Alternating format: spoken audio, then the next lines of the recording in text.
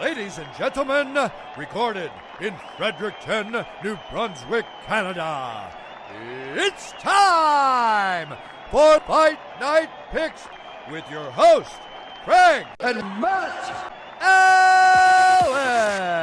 I'm really looking forward to this weekend. We've got UFC 255 coming up, and hey, this is a much better card than some of the cards that we've been accustomed to the last few weeks. And I mean, hey, we did take a little bit of a hit last weekend.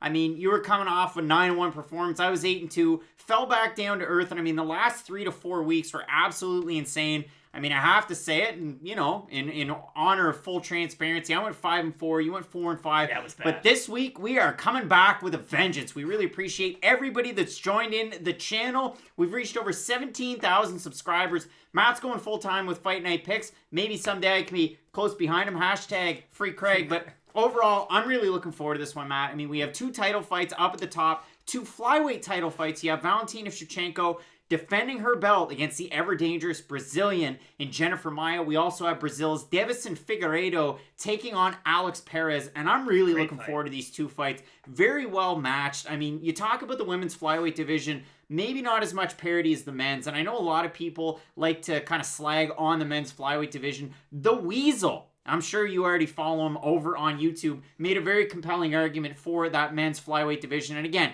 you might be down on this card, but hopefully we can bring you right back up. So let's pump it up and get excited for these fights, Matt, because there's a lot of under-the-radar ones. I mean, Nicolas Dalby taking on Daniel Rodriguez is just one of many. Louis Kosei, he's taking on Sasha Platinikov, a prospect that I've been following for quite some time. So, Matt, let's really dive into our possible fight of the nights, and we'll get into yours to kick it off. I mean, the 2 Brandons. Wow. Who let the Scots outside? In this one, it's who let the Brandons outside? I don't know, but I'm really glad they did, because this fight, I truly believe, will be the fight of the night, almost hands down. I'm that confident in the pick. When you have a Brandon Moreno fight, you know that it's going to be volume striking, heavy scrambling, and it's just going to be a lot of fun, because there's always something going on. And the matchmaking here was perfect. Now, we can get to who deserved to jump into the main event on short notice, whether it be Alex Perez or Brandon Moreno, but that's the good thing about the flyweight division. The flyweight division is good enough where Alex Perez fighting Deiveson Figueiredo, I'm pretty excited for that fight. If Brandon Moreno was put in there instead, I would have been excited for that. Like, there's quite a few guys in that top 5 who all could challenge Figueiredo right now, so I do think this is probably going to be your title eliminator. And Brandon Royval has looked phenomenal. He's only had 2 UFC fights, but I don't know if you can impress any more in your 2 UFC fights. And his last fight against Kai Kara France, not only was it one of the better fights of the year, it was absolutely crazy. It showed a kind of a side of Brandon Royval that we didn't know of, at least up until that point. You know the ground game, you know the submissions. His stand-up is phenomenal. He's really grown his Muay Thai arsenal. He fights a lot like Charles Oliveira now, where he's got that real high guard, keeps his elbows high, not afraid to use his elbows either. That Factory X connection. Exactly. And, of course, once the fight hits the ground, you know he's got phenomenal jiu-jitsu, really good ground and pound, too. But on the other side with Brandon Moreno, if you're the guy taking him down, you're kind of doing his job for him, because he's phenomenal at turning other people's mistakes into his advantages. And, I mean, you have to just think back. The Brandon Moreno fight against Askar Askarov, that was an amazing one. I know it counts as, you know, a draw on the records, but holy smokes, that was a lot of fun to watch. And for Brandon Moreno to out-grapple Askar Askarov for large portions of that fight, you might not know who Askar Askarov is, but for Brandon Moreno to accomplish that is phenomenal, too.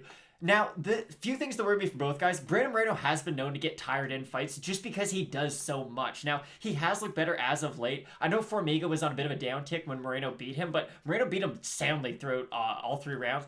It wasn't the most one-sided fight, but I do think Moreno, it was the first fight where you looked at him and you thought, okay, he could be an elite in this division, and not just a guy who you can put in fun matchups on the main card and different cards. So I think this is your fight of the night. I'm very excited, and I'm pretty much split down the middle on who's going to win. I mean, it should be a really good fight, and if you're Brandon Moreno, you're just hopefully not defeated. You're pissed off because you got Alex Perez. Those guys originally scheduled to fight, and now all of a sudden you have Perez up in that main event slot. Moreno drawing the ever-dangerous Brandon Royval, a guy coming out of LFA. A lot of people didn't really know who he was. He took on Tim Elliott. I remember, Matt, watching fight tape on Brandon Royval off the LFA scene, and we knew this guy was going to be something special. You knew the scrambles of Tim Elliott were going to be a problem, but holy smokes, he looked amazing in that fight. And then taking on a very well-rounded Kai Kara-France, and he's one of those guys, I think his record really precedes him. Brandon Royval went in there. They were throwing wild spinning stuff. They were getting rocked. Brandon Royval ultimately coming out on the winning end. Overall, I think this is a great fight and a really good pick for fight of the night. And for me, it's a fight that I was already talking about in the intro. I'm so excited about D-Rod, Daniel Rodriguez taking on Nicolas Dalby.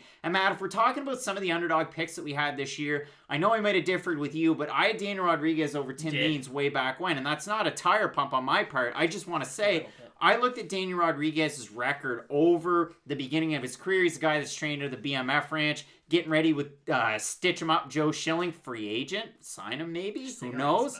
Got to try and help him out. But Daniel Rodriguez coming into the UFC, he had a win on Contender Series. They didn't sign him. He went back to the regional scene. They gave him a tune-up fight against a scrub. And then he came in against Tim Means and really showed what he could do. And he's blown the doors off at just about everybody he's faced so far in the UFC. I think this makes for a great matchup against Denmark's Nicolas Dalby, a guy who really didn't look great in his last fight, which was unfortunate. I mean, he has a better tattoo than Ben Affleck with his phoenix on his back. It's more complete and it looks cooler. But for Nicolas Dalby, we knew exactly what he could do. He just kind of had to piece it all together. And Nicolas Dalby, somewhat similar to a guy like Louis Smolka, and unfortunate that Smolka missed weight and was deemed unfit to compete last weekend. But Nicolas Dalby had demons to really try and overcome. He did on the regional scene with Cage Warriors. The wild fight against Ross Houston, and then the other one was against Carlo Pedersoli as well. That fight was crazy if you want to go back and watch that. But the fight against Ross Houston, they had to call the fight because there was just too much blood. You know Nicolas Dalby's going to bring it every single time. Unfortunately, in his last fight, it was Canada's Jesse Ronson that really brought the fight to him and ultimately got the win as a big underdog in that one. So Nicolas Dalby, at 36 years old, trying to overcome that recent loss and really kind of shake the cobwebs. It's going to be tough against Daniel Rodriguez. I mean, we'll get into it more in depth in the pick, but Daniel Rodriguez has sneaky wrestling defense. He knows when to get the fight to the ground. He's definitely adept coming out of 10th Planet under tinfoil hat, check it out, maybe Eddie Bravo, and a guy that's trained and spent a lot of his life in Southern California. So I'm really looking forward to this fight. I mean, you get every single aspect with both of these guys. And for Nicolas Dalby, too, he's no slouch on the ground as well. Oh, yeah. Again, everyone kind of knows this. I'm a huge Tim Means fan, and I was late to the Daniel Rodriguez party. I really was. Now, were my eyes open? Very much so, because the Tim Means performance, it was one of those fights, and you never know with guys like this, when you have a prospect kind of early on in their UFC career, and they fight kind of a more established name, whether they are at the top of the division or not anymore. Tim Means is a more recognizable name than just your average kind of, run-of-the-mill welterweight. And for Daniel Rodriguez to go over there, outstrike him, outgrapple him, and ultimately submit him, just a really impressive performance. And you know that with Daniel Rodriguez, he has a really high fight IQ. He does throw big power in his shots, but he's not a guy who's going to go for the finish when he doesn't think he can. He's a very offensively minded fighter, but he knows when he should kind of pull back on the gas a little bit. Nicolas Dalby, again, what more can you say? He's not involved in boring fights.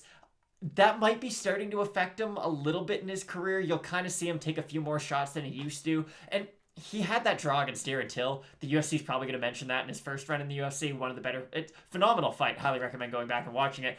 It shows that classic Nicolas Dalby heart where he could lose the first 2 rounds 10-8, and you know he's going to come out and try and do the same thing to you in that third. So I do think this is a phenomenal pick for fight of the night, and I'm extremely excited. It's crazy that this is the first fight of the night, too. It's first or second. It's really early to tell, and we'll get a better gauge on some of the fights that are coming up. And I mean, if there's fights that drop out during the week or if there's fights added, make sure you keep it locked in with Fight Night Picks as the week progresses on. We got some great content coming up as well. I mean, Early Stoppage with John Franklin, which is one of the great podcasts that we have. We're also working a little bit inside baseball at revamping This Week in MMA. So if you're not subscribed already, if you haven't tossed that like, please consider doing so. It really helps out us here. And I mean, it's crazy to think that at the start of the year, we were just breaking 1,000 subscribers. Now we're up to 17,000, and it is all thanks to you at home, the viewer, Matt. I'm really looking forward to this card. Yeah. There's so many great fights and a lot of fighters that maybe people don't recognize. Again, the Louis Cosay, the Sasha Platinikov, Jordan Wright. You've got Dustin Stoltzfus. You've got Jared Gooden making his UFC debut. There's so many new fighters or fighters that you maybe never seen. So hopefully we can kind of help you out while you're doing a little bit of your studying for this card, because it's a great one to look forward to. And Matt, without further ado, let's get into the first prelim on the card. And as we always say with Fight Night Picks, let's get into it. really looking forward to our next fight coming up at the welterweight division, Matt. We have a couple of guys making their respective UFC debuts as the monster Louis Kosei is taking on Sasha Polatnikov, fighting out of Hong Kong. And I put it there, United States and Hong Kong, just because he's training out of Vegas with Syndicate MMA, Coach John Wood in the corner. Matt, a lot of people might be familiar with Sasha Platinikov. If you follow at all our pals over at South China Morning Post, we got Nick Atkin, and we have the man, JHK MMA himself, and he's been featured on Fight Night Picks, so I can say friend of the show. I was actually on their show a couple of weeks ago. They have had a lot of interviews with Sasha Platinikov. There's been a lot of stories with the South China Morning Post written about Sasha Platinikov, and what can I say? First world champion from the country of Hong Kong, and it's really exciting to see a fighter representing Hong Kong. You just don't see it very often, and Sasha Platinikov, for what it's worth, 5-2 total record. You've seen the power. You saw it in his last fight against a short notice opponent, and it was a late change for him in that fight where he's taking on Paulo Henrique, a guy who was a black belt in Brazilian Jiu-Jitsu, who kept his hands incredibly low and showed very, very poor striking defense. Now, Matt, he was originally supposed to be taking on Omar Hussein, a guy that a lot of people might be familiar with from the regional scene with UAE Warriors. Unfortunate that that fight didn't materialize, because at the time Hussein 7-1, and I mean, for Platinikov, he has taken on a recognizable name, and I have to say a very recognizable name. Back at UAE Warriors 8, he took on Munir Lazez, and with full transparency, I've got a lot of different regional names that I have scribbled down on a notepad, like, hey, you should watch her fights, or watch his fights, and I'll throw a couple of them at you right now. Finland's Abdul Hussein. Not Omar Hussein, but Abdul Hussein. His nickname's Abba. He's 7-1. You gotta watch him. Look him up on Tapology. Go watch some of his fights. Just take my word for it, but definitely somebody to watch. Another name is Brazil's, and this is going to be a really tough one, Jackson Luhejo. He is a guy that you definitely need to watch at 11-1-1. It was unfortunate that his fight a few weeks ago fell out. Jackson Luhejo is definitely one of those guys. My last name that's on my list, and it's a guy that you might have heard of before, but you might really not have, Milos Janicic. And he's a guy that fought at KSW 51, came out on the losing end of the fight that he was in. But I mean, the kid right now, 13-3, still very young, plenty of finish wins on his record. Just picked up a submission win a couple of weeks ago. Another name to keep on your radar. All of that to say, Sasha Platinikov is one of those guys, just from paying attention to the South China Morning Post, I've really seen a lot of interviews and tape on this fighter. And it was one of those ones where, scratch the Munir Lazez fight. At the time going into that one, he was 4-1. He was really riding high. He had just picked up a win at AFC 12 against Sung Won Sun. And in that fight, he looked really good. I mean, he took the fight to the ground. He showed really good IQ staying on top. Ended up getting the win in that one by decision. Now, Matt, the thing for Sasha Platinikov, again, coming out of Syndicate MMA, I think there's some similarities between his game and one of his training partners. And this is a little bit of a stretch, but you can see it from maybe even just the way that he looks. Sean Strickland. And I know if you went on to his Instagrams, he was riding high with Sean Strickland. Big win over Brendan Allen last weekend. But for Sasha Platinikov, nice spinning attacks, crisp boxing, decent head movement, and he throws a lot of straight punches, which is something that you like to see. He's not going out there and headhunting. But the man on the left-hand side, Matt, Louis Cosay, sitting at 7-0, all 7 wins, first-round finishes. What can you tell me about him? So, if you do a really big deep dive on Louis Cosay's record, you're going to be a little bit underwhelmed. And Craig's going to throw some stats at you right now. And May I? Yes, go for it. Okay, so Louis Cosay, before his last fight, his combined opponent's record was 34-61. And I have to say, the fight that really, maybe got him a little bit of notoriety, we could talk about the Sir Gregory McCowan win. But it was really the fight after that. He was 3-0 going into a fight with Danny McWilliams. And you might say, Danny McWilliams, he's fought some guys I've seen before. One or two. Well, he fought the Shabazian brothers and lost to both of them by first-round finish. He also fought both of the Kosei brothers in the same month last year of August and got finished in the first round by both brothers. And you guys think Paul Felder's cool. You could say Daniel McWilliams, he's kind of like the Buster of the family. Hey, brother. But overall, he's losing to all the, hey, brothers. Oh, 100%. Now, here's the good news. When you do a deep dive on someone's record, you do see that they fought some underwhelming talent. It does matter how they beat them. The great news for Kosei is he is blowing the doors off all of these kind of lesser-known opponents. And then the Victor Reina fight going into the Contender Series, Reina was a guy who you finally thought of as, okay, it's finally a live opponent, to use a boxing term, where Kosei should face some adversity. Kosei went out there and looked kind of like an orthodox Jeff Neal. He threw a lot of good head kicks, a lot of good body kicks. He has deceiving speed, and you had mentioned this before, but I see it a little bit as an advantage. Louis Kosei is going to be one of the smaller welterweights that you see in the UFC. He's not a big guy frame-wise. He is heavily muscled, like he's pretty thick, but he's not a big guy like a Neil Magny or even like a Kamaru Usman. When you think of him, you're like, wow, he's like 6'1" and huge. But no, Kosei's a little bit smaller. He's got more of that Drew Dober body type, but he uses it to his advantage. He's really good at blitzing forwards with big shots. He throws straight punches, he can throw overhands, but the kicking game is something that really opens up his hands. Because you think of him, you go back and watch a lot of his fights, he is very boxing heavy and he is a bit of a headhunter, but that body kick and that head kick that he can throw with that back right power leg is a really nice combo. It just kind of complements the boxing ability of Kosei very nicely. But with Platinikov, sort of the ultimate kind of just good at everything, jack of all trades, if you will. He can get the fight done on the ground. He has good ground and pound, especially from on top. The submission game isn't really the forefront of his game. He can really... It's more if he beats you up with his ground and pound, the submission could open itself up. Like you had mentioned, though, the spinning attacks in the feet, something you have to watch out for, because he's not a guy who overuses them. I think that people who do spinning attacks a lot of the times, they throw too many of them. Think to Zabit, for instance, or even Edson Barbosa. They'll land 1 or 2 throughout a fight, and those will be the ones that you remember. But throughout the fight, they'll miss 8, 9, 10 of them, and that just saps a lot of your energy. I like how Platinikov only pulls it out when he thinks it's useful. I mean, when you're a Merab and I have to do it, insert the Matt Serra, come on, Merab! But when Merab gets that spinning elbow knockout over Raufeon Stotts to get him into the dance, he just decides I'm going to take off like a helicopter every fight. And the kid has expendable energy. So, I mean, he's like an Energizer bunny. He could just go for days. But you're right. Sasha Polatnikov only throws it. It tends to be in circumstances where he's not going to expend too much energy. And it's something that's available to him. We haven't really seen him get caught by too many shots off of those moves. But I mean, really, you look at it, I mean, you got the guy in the boxing gloves. You know that he's extremely well-rounded. For Louis Kosei, he's one of those guys, and we've seen this recently, especially at 170 pounds in last weekend's co-main event. Just like Chaos Williams, he can just go forward, and if he touches you with one of those hands, there's a good chance that you're going down. And in that fight against Reina, I mean, you saw exactly what he could do. Yeah.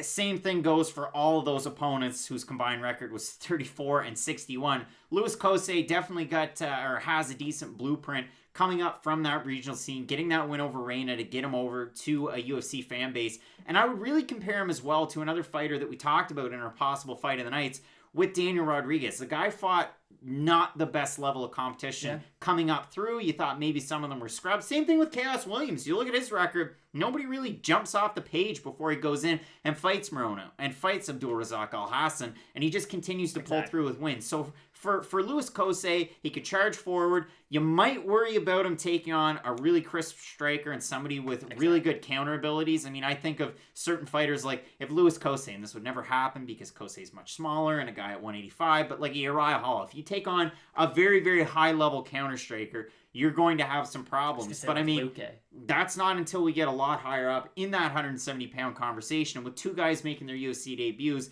I'm not so sure that we'll see that out of a Platinikov. Or if Louis Kosei maybe does throw caution to the wind in his debut, do what got him to the dance, and he's going in there for that first-round finish win. Now, Matt, if we have a look at the total odds, Louis Kosei is one of the biggest favorites on this card. He opened a -365. He's now trending around a -374 over on best fight odds. If we look at Sasha Platinikov, opened at a +275. He's now at a +289. And if we have a look at the Tapology votes, and the night's still young here, folks. Out of 360 total votes, 96% are going with the fighter from Lost Boys Jiu-Jitsu and Muay Thai and Louis Kosei. Hey, brother. And 80% are saying that he's going to win by knockout or TKO. Do you think that the odds and the fan votes are justified in this one, Matt? Because personally, I see it as a little bit of a closer fight. I see it a little bit closer, but again, I'm heavily favoring Louis Kosei in this. Now, here's the one thing that everyone needs to remember. You know who else had nothing but first round finishes. I don't know why that was so hard to say. Shane Carwin, and guess what happened the second he got past the first round? Got real tired. Got Data 5000 tired. I don't think that's going to happen to Kosei. I do think if the power doesn't get him out, or isn't able to end the fight in the first round, he should be able to hold up. I do think he can get into that little sort of Paulo Costa-y mindset where if he thinks he has a guy hurt, then let's just rush them and see what we can do. But more often than not, when you have as much power as he does, when you do go for that kill, you're going to at least find one big shot, and I do see it going that way. He might not get it done in the first round, but I do think he'll get a stoppage victory. I mean, I think a plus 289, there's certainly value on Hong Kong's Sasha Platinikov. Just sounds odd to say that. You don't say it very often. And again, first world champ from Hong Kong. But again, Matt, I mean, Louis Cosay seems to have that kiss of death in the first round. And he's one of those guys that can really rush forward, land with fury. He has decent defense. He has pretty good head movement. And I mean, I think the sky's the limit for Louis and Orion Cosay. So Matt, I'm in agreement. We're both going with Louis Cosay to get the win. Both guys making their UFC debut in this fight, and really looking forward to it because that's a division that's certainly wide open. We got some great fights at welterweight on this card that you're not going to want to miss out on as well. So keep it locked in with Fight Night Picks, Matt, as we always say. Let's get into it. I'm really looking forward to this fight. At 185 pounds, we have Kyle, yes, my brother is Chris Daukaus, taking on Dustin Stoltzfus, who's making his UFC debut. If I milk the accent, I took 1 semester at German in university. I will toot my own horn and I will take it to the bank. Ich heiße Craig Allen. Ich liebe in Canada. And that's about it. And I will milk those accents. A+, taking it home. But Matt, overall, modest too. This fight is great. I mean, Kyle Daukaus, you saw it from his UFC debut. I know his record now is at 9-1, and people may be down on Brendan Allen from his performance against Sean Strickland. But if you go back and watch that fight, Allen Daukaus, holy smokes, it'll blow the doors off of a lot of the middleweight fights that you're gonna see because Kyle Daukaus rallied. He put the cat on. He put it upside down. It was 9th inning for the boys. We were getting excited. Rally caps for the boys. And Kyle Daukaus put on a great performance. And I mean, I look at the scores. Michael Bell scored that third round at 10-9 Daukaus. Sal D'Amato scored at 10-9 Daukaus. Dave Hagen had his head under the table and scored at 10-9 Allen. Matt Allen, I know that there was a possibility that the third round, maybe you scored it at 10-8 for Kyle Daukaus. A lot of people didn't. Maybe you could make the argument, but Kyle Daukaus, what we do know, out of those 9 wins, the guy is a very good jiu-jitsu artist. You see the black belt around his waist on the Instagrams, along with brother Chris Daukaus, who's taken the heavyweight division by storm. But overall, Kyle Daukaus, what a grappler. He is, and he's phenomenal on the ground. And this is a good way to judge someone by their grappling. It's not like all of his wins are just rear naked choke and guillotines. Kyle Daukaus wins by Darce chokes, Barbo chokes, anacondas, rear naked choke. Like, he can really beat you in any position on the ground. And that's the fun thing about this fight. We've been spending most of our lives living in this grappler's paradise, and I do think this fight is going to be absolute fireworks. And I'm almost more excited for when it hits the mat, for when it's on the feet, because yes, Dustin Stoltzfus, and I'm going to struggle with that name, so I'm just going to call him Dustin. Dustin does have really good kicks, really good punches, and he puts every ounce of his being behind them, and you really appreciate that because, you know, in his mindset, he's not afraid of being taken down. That's where his bread and butter is. With Kyle Daukaus, he is a little bit more volume-centric, if you will. He fights a little bit more similar to his brother, where he's not going to go out there and just try to knock you out with that one big shot. He will kind of play the long-term game. And Kyle Daukaus, a lot of his wins, too, come later on into the fight because he's not afraid to grind on his opponent. And then as they start to fade as the fight moves on, that's when he starts to take over. So, again, I couldn't be more excited for this fight. And, I mean, for Dustin Stoltzfus making his UFC debut, a guy coming in off of Dana White Contender Series this past summer, he got a first-round win over Joseph Pfeiffer in a bit of a non-starter of a fight. It was kind of a disappointment. Pfeiffer breaking his arm. It was gross. It kind of sucked. But, hey, you get your opportunity in the UFC. I mean, he's 13-1, and you look at the wins. He beats Nihad Nasifovic at GMC 3. Guy's record was 9-4. Nothing to shake his stick at. But if you go back and watch that fight, Stoltzfus really set things up on the feet. He was throwing those nice hooks. He was whipping them with those kicks. And the thing with Dustin Stoltzfus, he'll throw the kicks everywhere. It's not like he's just landing a calf kick every time. He'll aim for your knee. He'll aim for your thigh. Because like you said, he's not afraid to get taken down. You know how good of a submission game he has. And he got a third-round twister in that one. Pretty darn cool. Wow. Bryce Mitchell, Korean Zombie. Hey, keep it on lock. I know he's, 40 pounds heavier than both of those guys. But still, keep it on lock.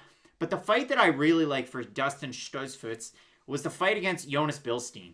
And in that fight, GMC 20, you might recognize Jonas from fighting Alexander Shlemenko and getting finished, and then Frolov and getting finished, and then Stoltzfus and getting finished. But hey, Jonas Bilstein is a really good type of litmus test for me to see if you beat him, you can probably kick it in one of the bigger promotions. I mean, yeah, it took Stoltzfus 2 more fights to make it here, but he gets a big win there in a fight against a guy that can definitely kickbox. He's throwing those crazy kicks. He's mixing in some combinations. He switched stances very well. He rocked him in that first round. He gets taken down. He's grabbing the guillotine, and then the round ends, and he goes in there and throws a wild right hand that absolutely springboards his opponent in that one. Stoltzfus, you know he's great on the feet. You know his jiu-jitsu's certainly there. And you look at his total wins, and I mean, this is a guy, you can't take it from him. He's the We Love MMA middleweight champ.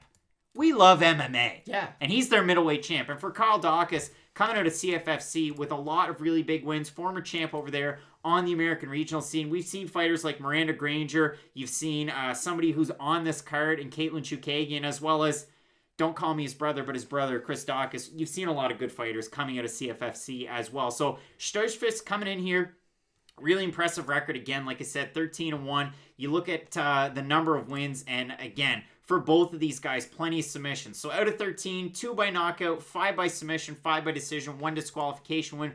For Daukaus, 8 submission wins to 1 decision.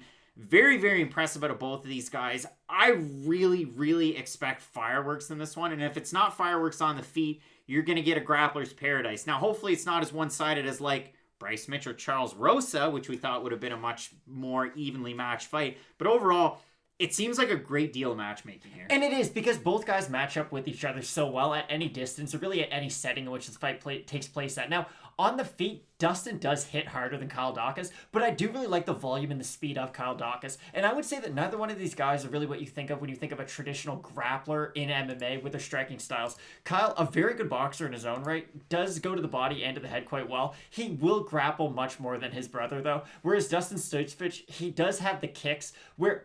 The one thing that worries me is he switches stances, but he doesn't do something all the time. Like, he'll switch stances, and from the orthodox position, he seems to be a little bit more hittable than he is from the southpaw position. So I don't know if that's just a sense that he has to become a little bit more comfortable with both sides. That'll come with experience, but it's a good sign that he can do a lot of that stuff already. It's just, I would like to see maybe a little bit less of it until he does improve somewhat. But Stoltzfus was the guy, too, where on the Contender Series, it was one of those things where you knew that if he just won, that Dana White was going to give him a contract. It was one of those... It's been that way the whole season in 2020. Oh, really? And it's been that way for a lot of it. But you could tell that the UFC was like, okay, we don't really care how he wins. I know that's not the mark of the show, but he's probably going to get a contract. Of course, winning via, like, Mark Coleman's Shogun arm break is pretty gross, but it was good enough to get him in the UFC. I like a lot of things about Dustin Stoltzfus. I just don't know if he beats Kyle Daukaus. And for this reason alone, I know Kyle Daukaus can take him down. I don't know if he can take Kyle Daukaus down. And from the top position, yes, Stoltzfus is a really good grappler. I don't know if he's going to be able to squirm his way out from underneath a guy like Kyle Daukaus, who isn't just jumping on submissions and you can buck yourself out from underneath him. He's very much more control and then get the submission, and then control and get the submission. So I do think sort of the steady game of Kyle Daukaus will slowly take over as the fight progresses. I think it's going to be a really, really good fight. So let's have a look at the odds just quickly. Stoltzfus opened as a plus 125 underdog. He's now at a plus 205. Kyle Daukaus, one of the biggest movers and shakers in terms of this line, open a minus 150. He's now at a minus 252. If we have a look at the Tapology votes, Matt, and it's still early, at a 438 total votes, 74% going Daukaus, with 64% of the voters going with him to win by decision. Bit of a surprise to me because, again, both of these guys are proven finishers. A lot of people seeing the method of victory for Kyle Daukaus to be by decision. Same thing for Stoltzfus. Out of the 26% that went with him, 53% predicting a win by decision. And that's the interesting thing. I think Kyle Daukaus has a method of victory where not lamprey, not Jake Shields-esque, but once he gets that fight down to the ground, you're going to have a hard time getting out from under them tangs, as Shannon Sharp would put it. So overall, I'm really looking forward to this fight. We've talked quite a bit about both of these fighters. I mean, with Kyle Daukaus, steady pressure on the feet, really good volume, really good pressure, and great takedowns as well. For Stoltzfus, his takedowns come in different ways. And I mean, they're not as fluid as a guy like Kyle Daukaus. No, Stoltzfus has a much more traditional jiu-jitsu sense of a takedown where he's more trying to drag his opponent to the ground, and I don't think that's going to work against a guy like Kyle Daukaus because he's the one moving forward, so you're not really going to have a lot of opportunities to get his back up against the cage, and for that reason alone, again, I think it's hard to pick against Kyle Daukaus. Dustin is the harder puncher, and he's the more powerful striker, so of course there's always a chance for him to land a big bomb, and he is...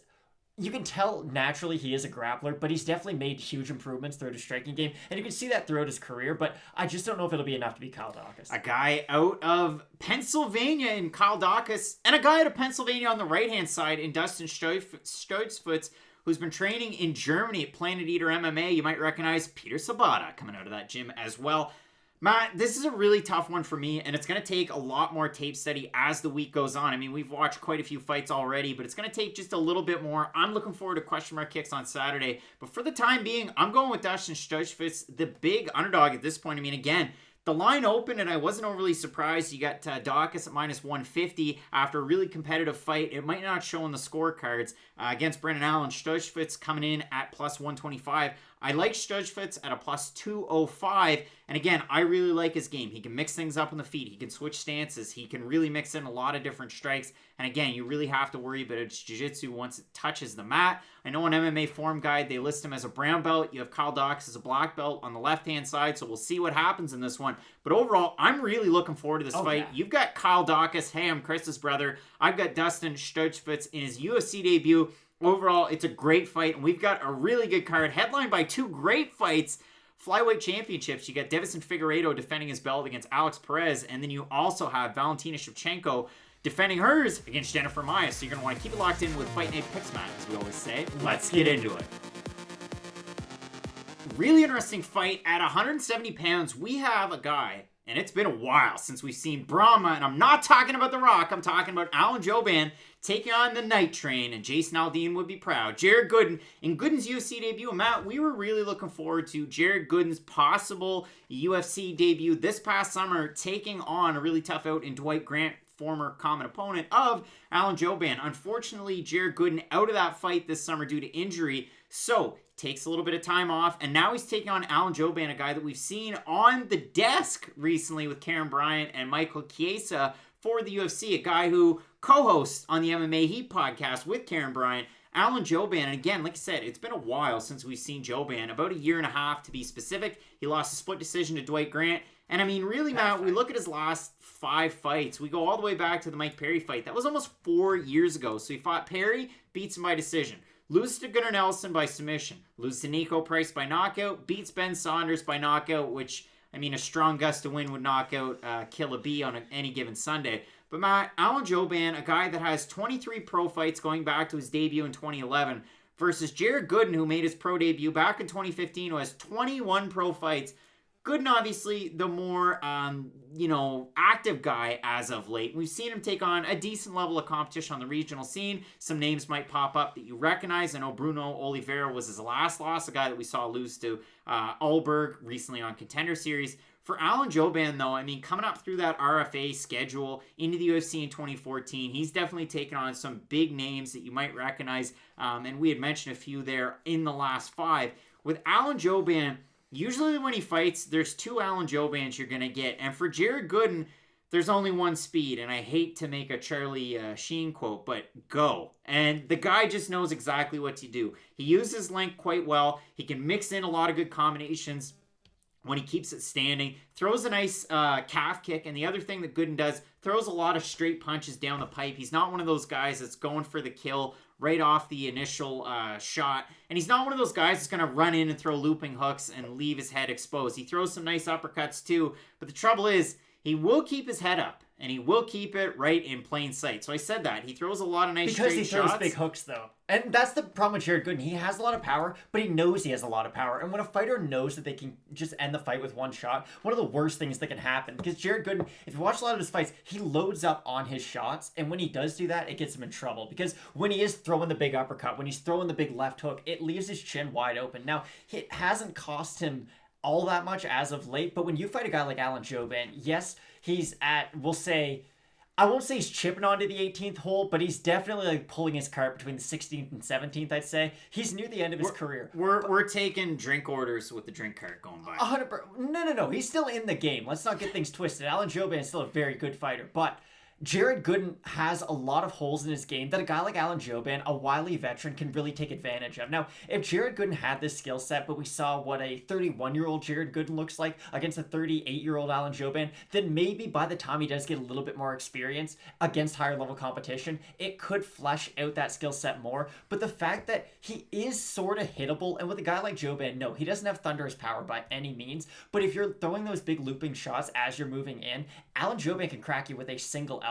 Now, Alan Jouban, he overuses his elbows a little bit. He's fallen in love with them to a certain degree where even when he goes for the finish, the Ben Saunders fight is a good example, knocks him out with a punch, which he probably could have landed minutes earlier, but it's just every time he would get Saunders hurt, he'd get him up against the cage and, I gotta throw those big elbows, Now, when they land, they're phenomenal. We saw, again, as early as last night, Paul Felder was landing really good elbows in RDA, was able to cut him up a little bit with them, but Alan Jouban isn't going to beat those upper level guys at this point in his career. There was a time after he beat Mike Perry, I think he was even ranked for like a week. It was one of those like, he's 15, and then you check the next day and he's not, before he'd fought Gunnar Nelson. And Gunnar Nelson, especially back then, if you lose to him, there's no shame in that. So Jouban at this stage in his career, I like him as one of those gatekeepers to the UFC. He's in sort of my Matt Brown category. He's in the Tim Means category. He's that, well, we know what we're going to get from him. Let's just see what this prospect can do. And if they beat him, it's a great litmus test. And it is a bit of a lose-lose, though, for Jared Gooden, because let's say he does lose to Alan Jouban. Then, okay, you lost.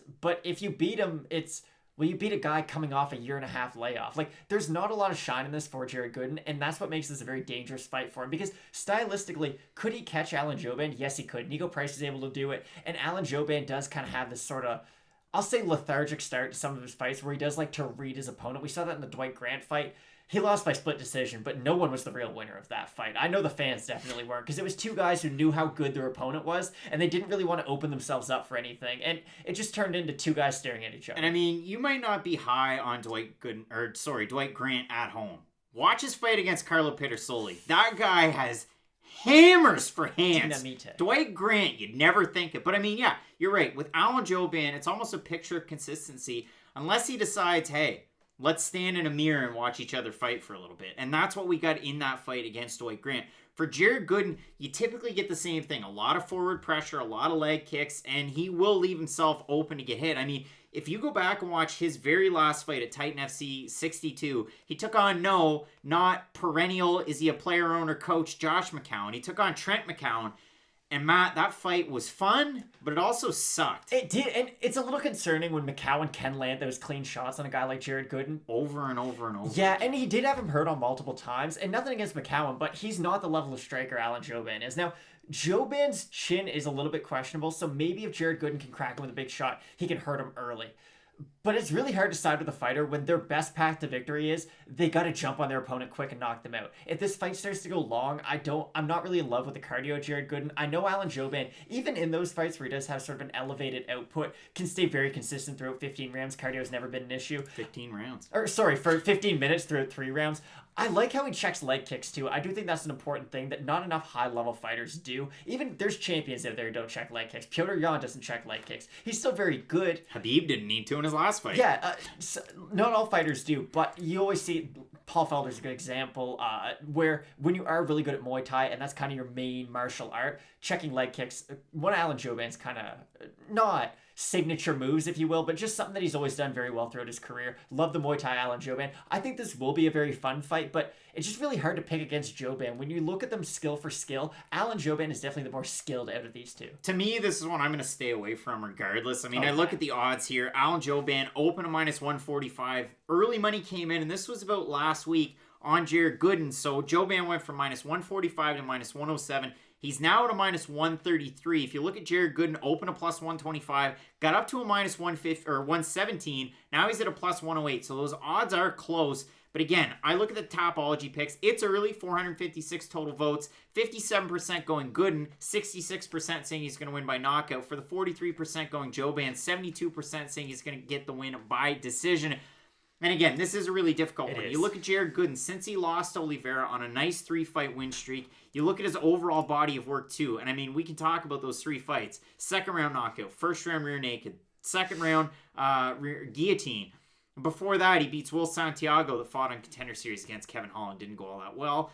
Finished him. Losses to Julian Williams, Dave Vitke, Bruno Oliveira, and Mike Graves. I mean, Matt, overall, a really nice body of work. Plenty of finishes out of the overall, 21, 22 pro wins. 7 by knockout, 7 by submission. He can definitely get it done in a lot of different ways. And you're right. This is a tricky first fight to have. It's not like he's fighting another prospect like we have in a couple of our fights here with Kosei taking on Platinikov. You're taking on a vet that a lot of people know. He's already got that desk gig in Alan Jouban. So is this the fight that for 38-year-old Jouban, the UFC is like, hey, I'm throwing you a bone. You got to get a win here. That's probably it for Jouban. He's been off for a year and a half. 100%. Or is this a fight where Jared Gooden goes in and goes, man, I have something to prove. This guy's on the desk. I got to get a finish over him. Well, I gave away my answer about 3 minutes ago. Alan Jouban's going to win this. Yes, Jared Gooden can catch him, but it's always really hard to side with a fighter who their chances, they can catch them. If this stays at range, Alan Jouban can check the leg kicks to Jared Gooden. Defensively and with his footwork, he should be able to stay away from the looping shots. And if he does decide that when Jared Gooden closes distance, if he wants to crash that space and meet him halfway with an elbow, I think he's more than capable of it. I see this being sort of a long, drawn-out fight. I doubt either guy gets finished early. I think it'll be an entertaining fight, but I don't see the gas tank of Gooden staying up with the gas tank of Jouban. I do think that as the fight progresses, the technique and the cardio of Jouban will prevail. It's tough to say that, Matt. It really is with a guy that's 8 years old or hasn't fought in a year and a half. It's an unknown commodity that you're getting with Alan Jouban. Now, hopefully he's like fight-ready, commentary-ready Paul Felder, and he's coming out here shot out of a cannon. Maybe he was getting ready for a triathlon. Everyone should. Overall, I slightly do edge Alan Jouban for the reasons that you brought up. Again, if it goes into the clinch, I saw a couple of things with Gooden that I didn't necessarily like when McCowan was able to close distance in his last fight. And I mean, again, Jared Gooden has been quite active. We talked about those fights. You look at his last 3.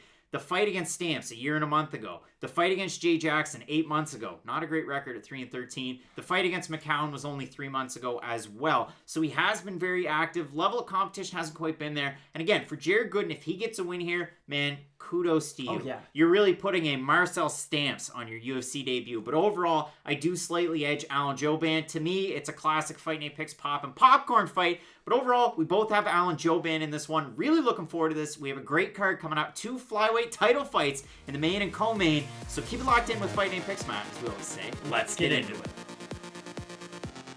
This is straight up the type of fight that gets me out of bed in the morning. We have D-Rod, Daniel Rodriguez, taking on Locomotivo, Nicolas Dalby. A match straight up, I have to say. These are 2 of my favorite fighters to watch. Nicolas Dalby is an all-action type of guy. You saw that, unfortunately, in his last fight against Canada's Jesse Ronson. But I mean, before that, the fights that he had after leaving the UFC. The Carlo Pedersoli fight is insane. You have to watch it. Then he loses that fight. I mean, he does not win. It's a very good fight. He loses split decision. He takes on Roberto Allegretti, wins. Philip Malpater wins. Alex Lahore, might know him, wins. Ross Houston, too much blood on the canvas, no contest. Alex Oliveira in the return to the UFC, and he beats him. That was like a crowning achievement type of fight because it was over in Denmark. You had the Danish fighter. It was wild. It was a really close fight. And he wins that one. He's supposed to take on Hot Chocolate Danny Roberts. Fight falls out due to the pandemic that we live in. And then he loses to Ronson. Matt, Nicolas Dalby is an all-action and all-heart type of fighter. He will withstand anything. Can you tell me a little bit more about Nicolas Dalby? I definitely can. Now, Nicolas Dalby is one of those guys who, the whole time he was outside the UFC, you're just waiting, like, okay, when is Nicolas Dalby going to come back? And I know the Pedersoli loss was kind of bad. Now, personally, I wasn't all that high on Pedersoli, so I was like, I wonder if we'll ever get, the old Nicolas Dalby back. And no, he started stringing off wins, started looking better, and just kind of looking more comfortable in the cage as his career progressed. Now, the Alex Oliveira fight is a very interesting fight because, yes, he did well in some of those moments, but Alex Oliveira, even at that stage in his career, was able to put it on Dalby at a few moments. And Nicolas Dalby is very open to the brawl. You said it perfectly, really. Nicolas Dalby kind of invites that style of fight. And against the Alex Oliveras of the world, against, the Alex Lahores of the world, you can get away with that. Daniel Rodriguez is a different kind of animal when it comes to those brawling type fights, Because Daniel Rodriguez, is he going to wow you with his technique and precision? Not at all. Is he going to wow you with his power, though? Yes, he will. He throws not really a left hook or an overhand left. It's very similar to kind of a Robbie Lawler shovel hook where it's coming at you from an odd angle, but he kind of sneaks it under guards really well. And when he does throw it, he throws every ounce of his shoulder into that punch. Like, if it hits you, you're going down. Now, here's the great news. If you're a really high-level striker, let's say you're, I know we say him a lot, but like Vicente Luque always comes to my mind for really good Muay Thai in this division. You can just duck a lot of those punches, hit him to the body, kick his legs, and you'll probably be okay. But for a guy like Nicolas Dalby, who is very open to that style of fight, who doesn't really have the same power that a Daniel Rodriguez has, because this is the problem with Dalby. He'll have those fights. We all love him because of it. We know he's very, go out on his shield type of a fighter. But with Daniel Rodriguez, you don't want to be fighting that style of a fight. If you do, you want to be the one controlling the dance and leading the action. If Nicolas Dalby can back up Daniel Rodriguez, he might have some success. It's just really concerning that Nicolas Dalby has kind of decided to take this route in fighting. And if Jesse Ronson can hurt you, Daniel Rodriguez can put you to sleep. Now, Matt, this year for referees and judges has been very strange. I mean, we've seen winners and losers, and maybe some of the guys that got pushed to the wayside. Everybody loved Keith Peterson until that fight that Dominic Cruz had, where apparently he smelled like cigarettes and booze. I wasn't there. Allegations only. Kevin McDonald decided to grow out the fruit salad in the back and sport a Fu Manchu. I respect it. We don't really see him all that much at UFC events anymore. But if there's a winner out of all of the referees in 2020, it's Chris Tognoni. And Matt, Chris Tognoni really gained his crown as an all-action type of referee, letting him have it. He's like a pro wrestling referee. He's like Mike Chioda. In the fight between Dwight Grant and Daniel Rodriguez, you want to have some fun, you like Fight Night picks, I will allow it. Pause us here and go back and watch Dwight Grant, Daniel Rodriguez. Rodriguez is feeling it. Back and forth, moving really well on the feet, gets caught hot and heavy. And Matt, I was surprised that Chris Tognoni didn't end that fight. Dwight Grant had him dead to rights, but Daniel Rodriguez rallied. He put that rally cap on, as we love to see people do. Throw it on, Matt, for the boys. There we go. You look silly, but it's right. It's all good. Chris Tognoni let that fight continue, and man, Daniel Rodriguez came back. Grant was a little bit tired, but Rodriguez rocked him and really poured it on. Got the finish there at the 2-minute and 24 mark of the first round. A lot happened in a very short amount of time. Now, please fix your hat. The weird thing for Daniel Rodriguez was, and again, a lot of people pointed this out, his way up to the UFC didn't really take on the best level of competition. We talked about the Kosei brothers. I mean, he lost to Victor Reina. That's the only loss on Daniel Rodriguez's record. But coming into the UFC, beats Tim Means as an underdog. Then he's supposed to take on Kevin Holland. That fight falls out. He gets Gabe Green, and you might go, Gabe Green. I know we did. Hey, all honesty, we went Gabe Green. Rodriguez is going to cruise through this one. He did not. Gabe Green put on a great performance, so kudos to Gabe Green. So Rodriguez wins that. Then he draws Takashi Sato. And you go, oh, well, that's going to be a really competitive fight. We made a prediction video about it. That fight falls out. Dwight Grant's supposed to be taking on Jared Gooden, who's on this card. That fight falls out. So Rodriguez gets Grant, and we get a banger. Overall, in this fight, I'm excited because Daniel Rodriguez was supposed to be taking on Bam Bam, Brian Barberena. That fight fell out, so we get Nicolas Dalby. So again, we have an all-action type of matchup here, Matt. I'm really looking forward to it. I think that overall, it's a great fight. It's one that everybody can look forward to. I am a little bit surprised by the odds because Daniel Rodriguez opened a minus 230 average on best fight odds. He's now at a minus 343. If we have a look at Nicolas Dalby, he opened the underdog at a plus 195. He's now at a plus 274. And if we look at the Tapology votes, Matt, the night is young. 306 total votes, 88% going Rodriguez, 76% going by knockout. I know that the, recency bias, Nicolas Dalby had that fight against Jesse Ronson, didn't go all that well. But Matt, let's just look at it in a perfect world. Let's say we get 100% Rodriguez, we get 100% Dalby. What do you think we're going to get in terms of a fight in this one? I'm sorry, we can't look at it that way because we're not getting 100% of Nicolas Dalby at this point, I don't think. I think after that Ronson loss, I'm really down on him, and maybe I'm putting too much into that one performance, but I watched Daniel Rodriguez get caught clean on the chin by Dwight Grant, who, yes, maybe his fights aren't all that exciting. He hits like a Mack truck when he does. Exactly. When he does decide to throw, he's extremely explosive. And for Daniel Rodriguez to not only overcome that, but to basically drop Grant with the first punch that he lands after he gets back up to his feet, quite spectacular. And Dalby, this is the type of fight that he can win. And this can sound very cliche, but this is one of those Nicolas Dalby fights where no one thinks he's going to win. And he probably gets dropped in the first round. Daniel Rodriguez gets tired. Nicolas Dalby rallies. I just don't see it that way anymore. I think maybe 3 years ago, and if Nicolas Dalby had taken a little bit less damage throughout his career, maybe that's what we would get. But unless Dalby is able to weather that massive storm that comes in that first round and a half, I just don't see it coming for him. So it is going to be hard for me to pick against Daniel Rodriguez. And here's the other thing for Rodriguez. You can knock out Tim Means. You can do it. He's a very good striker, but he can get caught just like anybody. Daniel Rodriguez not only dropped him, he submitted him as well. That's exactly what I was getting to. He submitted him too. So Nicolas Dalby, if he is starting to get beat up on the feet and he goes for a takedown, Daniel Rodriguez has very good defensive submissions. So it's just really hard to pick against Daniel Rodriguez. I wouldn't put any money on this fight just due to the fact that Rodriguez's cardio is a bit of a question mark, but I like Rodriguez in this fight. Matt, this is my fight of the night. I think this is an awesome fucking fight, and you cannot miss it. Daniel Rodriguez, all action. Nicolas Dalby, crafty.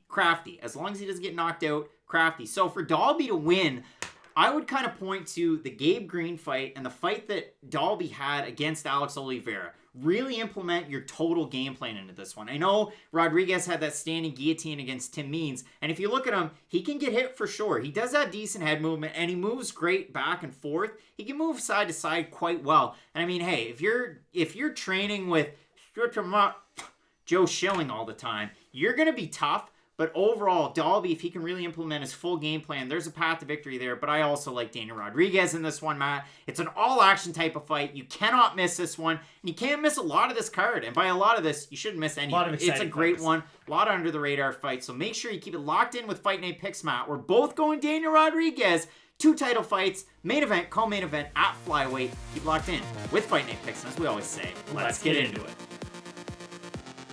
Really interesting deal of matchmaking is we have La Pantera, Antonina Shevchenko, taking on the Queen of Violence, Ariane Lipski. Matt, for the Shevchenko sisters, it has to be weird. I mean, if we could somehow get ourselves on a regional promotion, and I fought before you, and I get brutally knocked out, I bet you're probably going to be flying high with confidence because Craig got knocked out. But overall, I can't do any worse. It's got to be really weird having Antonina Shevchenko, being Valentina, the champ of the division, your sister's fighting in the same division. And oh, by the way, you're the co-main event. You own the belt. And your sister's fighting the former KSW star, Ariane Lipski. Matt, for Lipski, when she came into the UFC, I was really excited because we've seen some great fighters coming out of KSW. We've seen the Karolina Kowalkiewicz. We've seen Jan Blachowicz, your now light heavyweight champ. So there was a lot of buzz surrounding Lipski. And they gave her pretty tough tests out of the gate. They gave her Joanne Calderwood. She loses that one. She loses to Molly McCann. She beats Isabel De Padua. De Padua coming in on short notice. Isabella De Padua. And then Luana Carolina in that fight, I thought, well, hey, the gal with the dreadlocks, she has a really good game plan. And I was looking forward to that fight for sure. And Ariane Lipski just went, I don't know, sicko mode, I guess. I mean, it was a crazy performance. It was what we always expected out of Ariane Lipski in the UFC. And opposite her, for Antonina Shevchenko, she comes into the UFC off a win on Contender Series. She beats Ji-Yeon Kim, a tough out. She loses split decision to Roxanne Modafferi. She beats Lucia Pudzilova, who was oddly fighting down from 35 to 25, and it didn't go well for Pudzilova. And then she loses to Katlyn Chookagian in a surprising way. Katlyn Chookagian's maybe one of the best performances I've seen out of Chookagian in the UFC so far. I think it was less to do about Chookagian, even though, again, she was coming off a loss to V. Shevchenko. Then she was taking on A. Shevchenko. And all of a sudden, she started taking her down, which was just crazy. Antonina Shevchenko must have the Nate Diaz thought, like, oh, so you're a wrestler now. Because that's what Katlyn Chookagian turned into. And she was just consistently trip takedowns. Here's the weird thing, too. I assumed if Shevchenko was going to win that fight, like a lot of people probably keep it on the feet, she has good Muay Thai.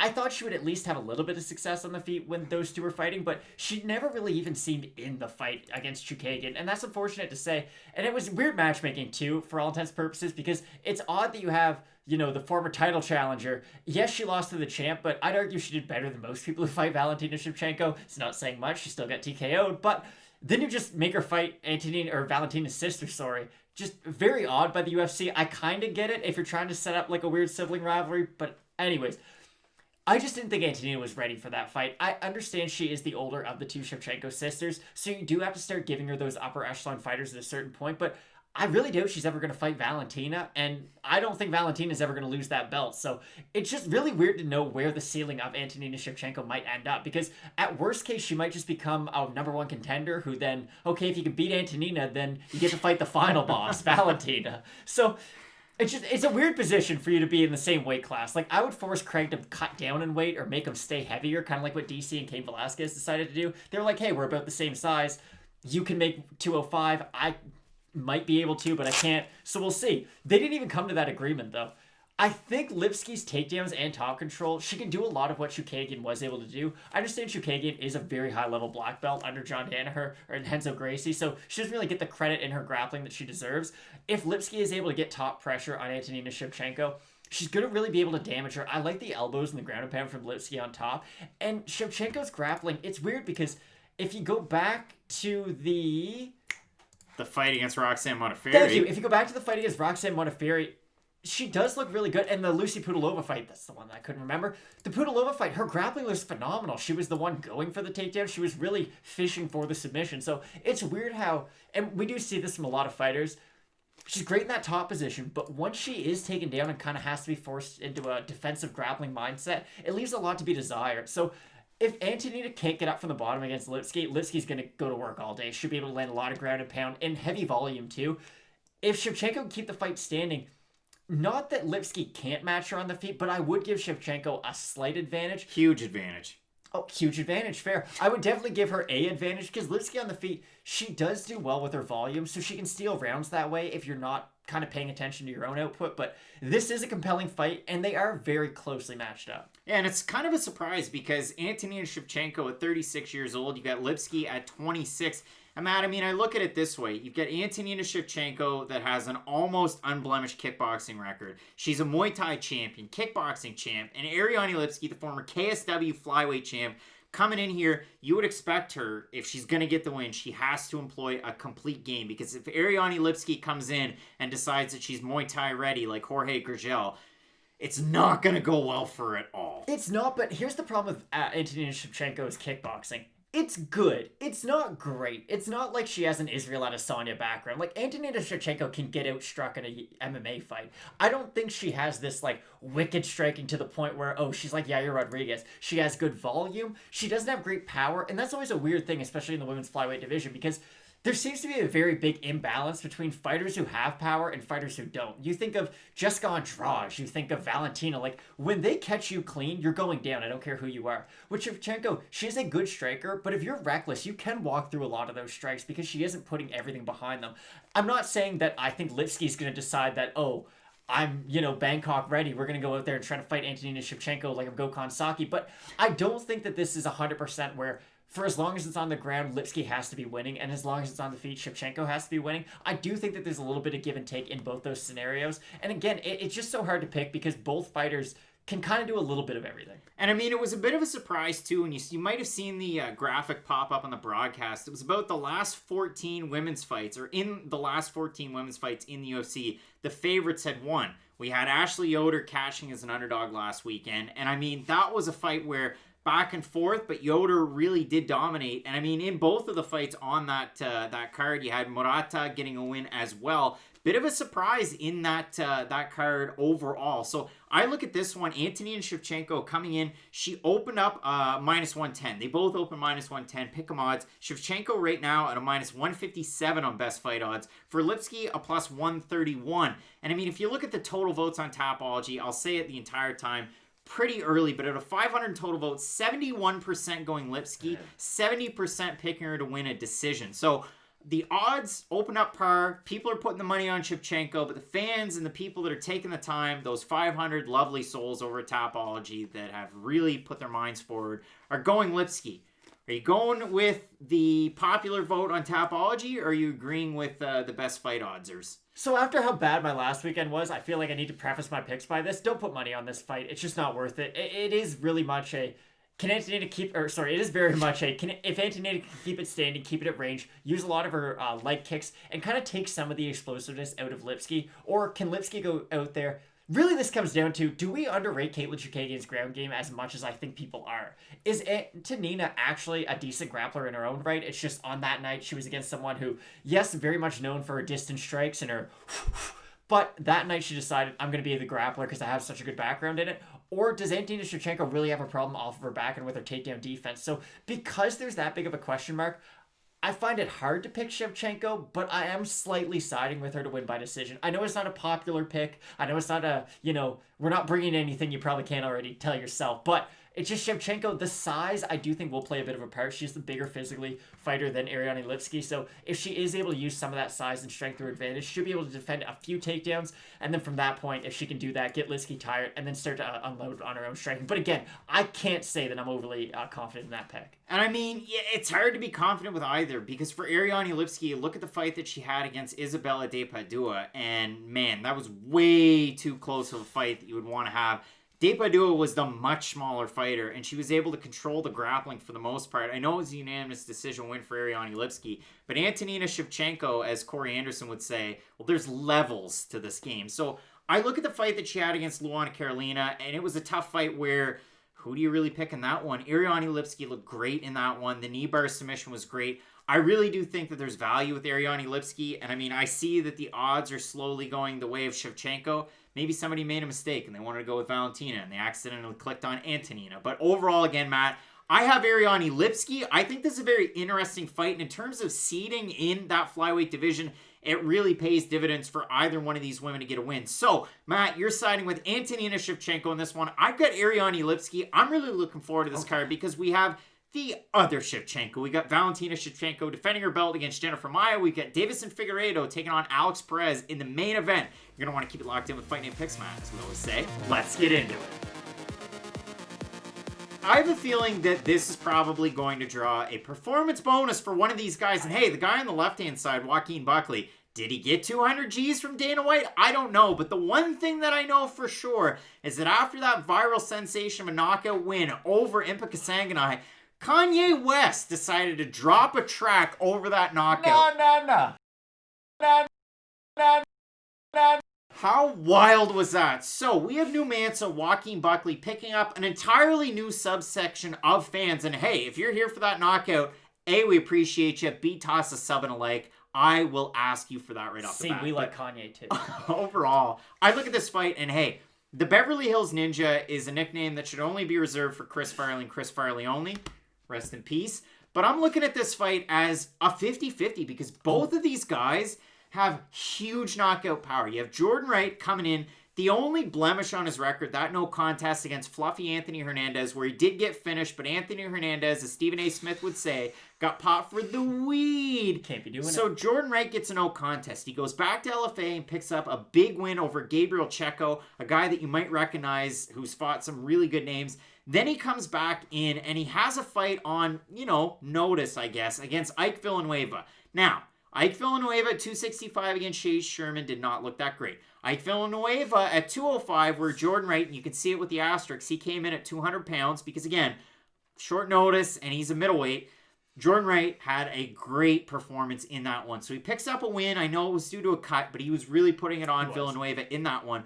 For Buckley, we knew him coming into the UFC because he had competed with LFA. He had that revenge game against Jackie Ghosh that we had seen him fight him earlier on in his career. It was a makeup. He gets a win there. Comes into the UFC against a guy that fights every single weekend or every other weekend. And Kevin Holland got a big fight coming up against Jack Hermanson, which is crazy because he's a fourth-ranked middleweight. But Joaquin Buckley, in a loss, gave a good account of himself. And it was one of those fights where you go, hey, this is a guy that you definitely have to keep your eye on. He comes in against Impa Kasanganay, and I mean, Matt, it was a fight where what's going to happen? A guy gets a win with a loss. Buckley 0-2 in the UFC. For Impa Kasanganay, he was coming off a big win over Maki Pitolo. There were big things and big, possibilities in that fight. But again, who could have predicted that Kanye West is going to drop a song over your knockout? Definitely. How wild is that?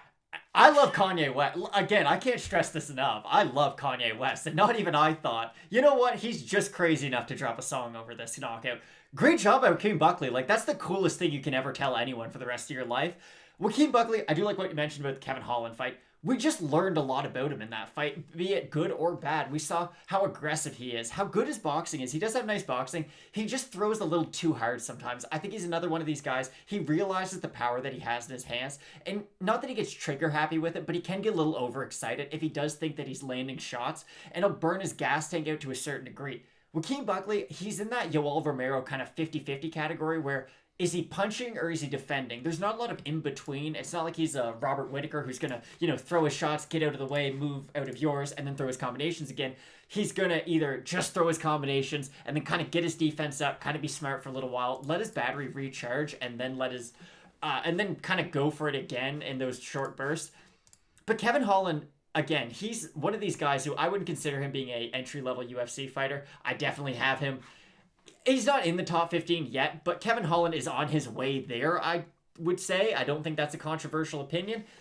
And for him to beat Joaquin Buckley, if you're Buckley, no shame in that. It was your first fight, it was on short notice, and you lost to a guy who, in a couple months could really be in the top 3. So for Buckley, the cardio in that fight, a bit of an issue. He did get tired as the fight went on, but that could be two things. That could be, A, you're fighting Kevin Holland, and he can hit you from across the cage because he's really good at whipping his shots out there, and that's what he did against Buckley. He did the opposite of what Buckley did. When Buckley throws everything with power, you just throw to hit him, and you just throw to hit him, and you just throw to hit him, and then when the power and the opening does start to come, then Kevin Holland can snap you. And that's exactly what happened. I don't think Jordan Wright can stick to a game plan similar to that just because he doesn't have sort of the long-range attacks that Kevin Holland has. Kevin Holland's good at keeping people way at the range of his shots and his good front kicks, where Jordan Wright is going to kind of ramp into his shots a little bit. He's going to be the one forcing the action.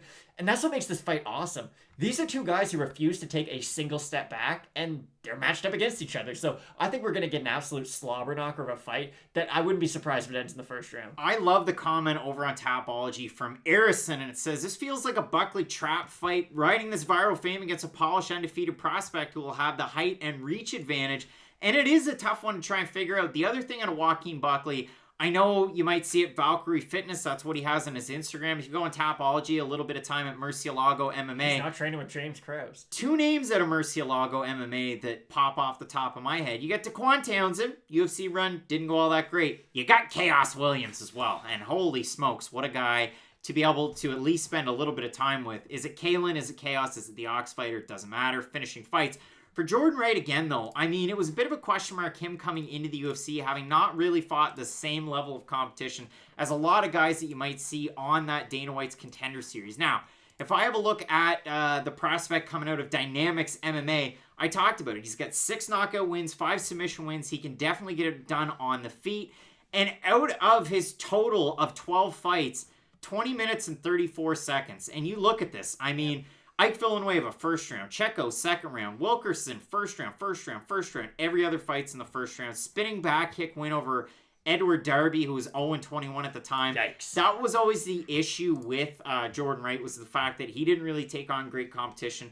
The Villanueva, it is what it is. Again, the Checo win to me really holds a lot of water. So if we have a look at the odds, Matt, not so much a surprise, but I think it's playing a little bit into the hype. Buckley opened to minus 182 on best fight odds. That's an average. He's now at a minus 270. For Jordan Wright, open to plus 151. He's now at a plus 216. If we have a look at the Tapology votes, Matt, at a 452, and it's early, 70% going Buckley, 81% saying he's going to get the win by knockout. For that 30% that are going Wright, 62% saying he's going to get the win by knockout, 10% saying he's going to get the win by submission.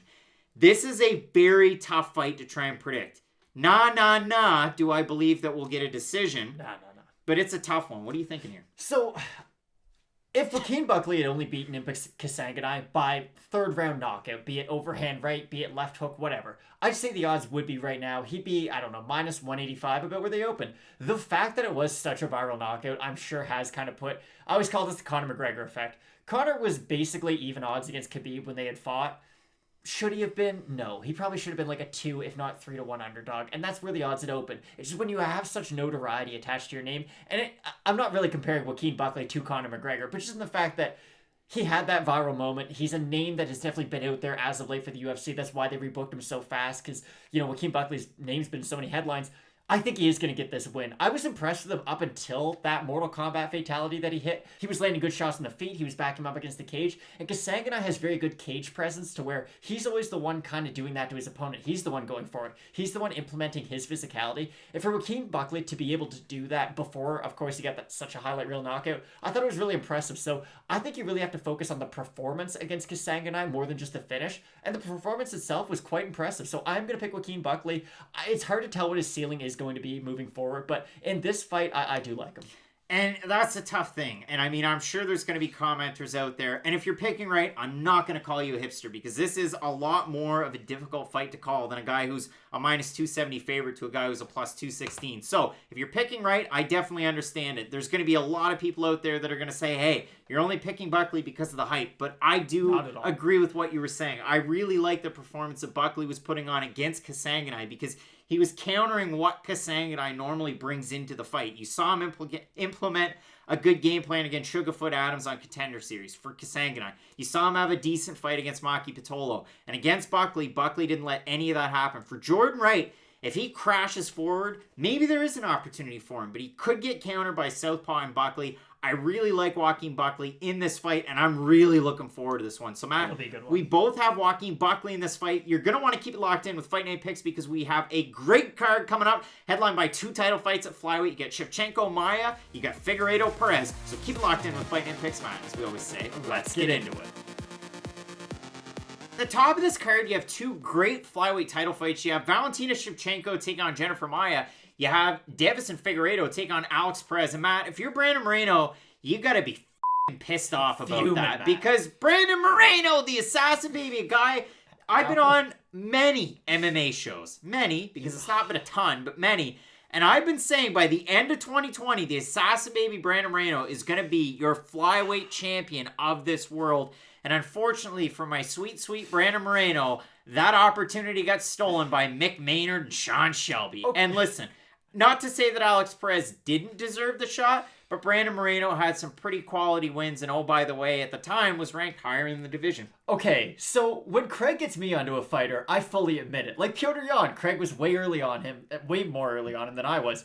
Brandon Moreno was your boy's favorite fighter for years. And then all of a sudden, Craig was like, hey, this Brandon Moreno guy, he's actually pretty fun to watch. And I'm like, yeah, that's what I've been saying. Now, does Craig do more podcasts and is he more famous than me? Yes, he is. But I've been on this Brandon Moreno train for a while, and I do really like the development of his skills because we have seen him improve as he's fought in the UFC. A lot of people remember his first UFC fight was on short notice against a ranked Louis Smolka at the time, and he not only beat him, he finished him by submission. And yes, you can beat Louis Smolka. I'm not going to deny that. But to beat him by submission and you know how good of a grappler he is, it's a really impressive way to make your UFC debut. It's almost like when Brandon Royval came in on short notice and took on Tim Elliott, submitted him. So pretty impressive debuts. And for Brandon Moreno, he's not the type of guy to go sit in a corner and cry and whine about his opportunities, because you saw him leave the UFC, go to LFA and take a fight, get a win, and come back into the UFC. So you know he's battle tested. He's a guy that has, I mean, you look at it. He's got over 20 pro fights. He's only 26 years old, and he continues to add wrinkles into his game that make it difficult for his opponents to try and figure him out. And I do think that's a great point. He is a very, for lack of a better term, confusing fighter, just because he can fight you at any range. If the fight's on the ground, he has phenomenal submissions. I highly recommend, yes, he loses the fight, but go back and watch that first round of the Sergio Pettis main event that they were both involved in, because Brandon Moreno showed off phenomenal grappling in that. He had the body triangle, which I do think is his best position. If Brandon Moreno is able to get the back of Brandon Royval, and Brandon Royval is a phenomenal grappler, he's not going anywhere. Brandon Moreno, we do see it a lot nowadays. Not with Moreno, he's one of the few exceptions who doesn't, but people who get on the back, they're able to kind of get too high on it and get themselves bucked off, where Brandon Moreno has a really good awareness of where his body is at all times. He's really good at getting that triangle on, puts it on either side, and he's great at making adjustments on the ground. Now, Askar Askarov, another guy who Craig was very hyped about before I was, yes, that fight ended up being a draw. I truly believe Brandon Moreno won that fight. Askarov had his moments. He looked good, and it was a phenomenal UFC debut. Brandon Moreno out-grappled him, though, and for you to go out there and out-grapple Askar Askarov is extremely impressive. And not just out-grapple him, he had him in a lot of danger, especially threatened with those chokes on the back. So the fact that I've seen him out-grapple really high-level grapplers gives me a lot of confidence. But Brandon Royval fights very identical to one of the top contenders at 155. That man's Charles Oliveira, and no, he doesn't really have, this is going to say, I'm definitely going to get made fun of for this. When Charles Oliveira fights, it's a very beautiful thing to watch. You know, he's very flashy. It's not all brute strength and everything. It's this like really nice technique. And on the ground, his jiu-jitsu is, it's not brute force. You know how Bruce Lee said flow? Like water? That's how Charles Oliveira fights. Exactly. And Brandon Royval, kind of a smaller version now. Yes, he is a little bit more reckless and he will run in because he has good power for the 125-pound division. And just a bit of a side note, 125 might not even barely have 15 fighters. They are 15 very exciting fighters, though. Like, everyone right now in the division, I would say, is in that kind of elite category. Like, Brandon Royval, even if he loses this fight, if he gets 3 more wins, I would still like to see him fight Deiveson Figueiredo, and same vice versa for Moreno. Let's say he loses this, goes back, gets a few nice wins, shows that he's reinvented himself. I do think it is not a fast track back to the title if you do lose, but I do think that a loss for either one of these guys at this stage in the career isn't the end of the world, and I do think that they can both grow a lot from it. I know Brandon Moreno's on his second chance in the UFC, but again, we've seen, especially in his second run back, the improvements that he's been able to make. His striking the first go was not good. He was very, I just throw punches to get into the clinch and I'll try to take you down. But as we've seen in this last outing, like, he outstruck Jussier Formiga for a lot of their fight. He outstruck Askar Askarov parts of their fight, and these are high-level guys, so I do think Brandon Moreno's been able to show a lot of advancements. The question really comes down to, if the fight hits the mat, can he deal with the black belt of Brandon Royval? And can his style sort of confuse Brandon Royval on the mat? Or can Brandon Royval go out there, land those elbows, land those straight shots, keep this a kickboxing fight where, yes, Moreno's made advances in his striking, but I still don't think he's on the same level as Brandon Royval. And I mean, for Brandon Royval, you look at his losses. Ben Von Bauer, lost by decision. Ricky Palacios, lost by decision. Nick Urso, same thing. And then against Casey Kenny, you're losing by decision. But I mean, you've seen what Casey Kenny can do. You saw that Nathaniel Wood fight. For Brandon Royval, though, I mean, you look at the win that he had against Tim Elliott in the debut, and that was such a good fight. And he was coming in on such a nice win streak. You look at the fight against Joby Sanchez, a guy that was at one point in the UFC. The win over Nate Williams. And then again, going in there against Tim Elliott, having been matched up against Jared Scoggin, supposed to happen the end of last year. Of course, it didn't.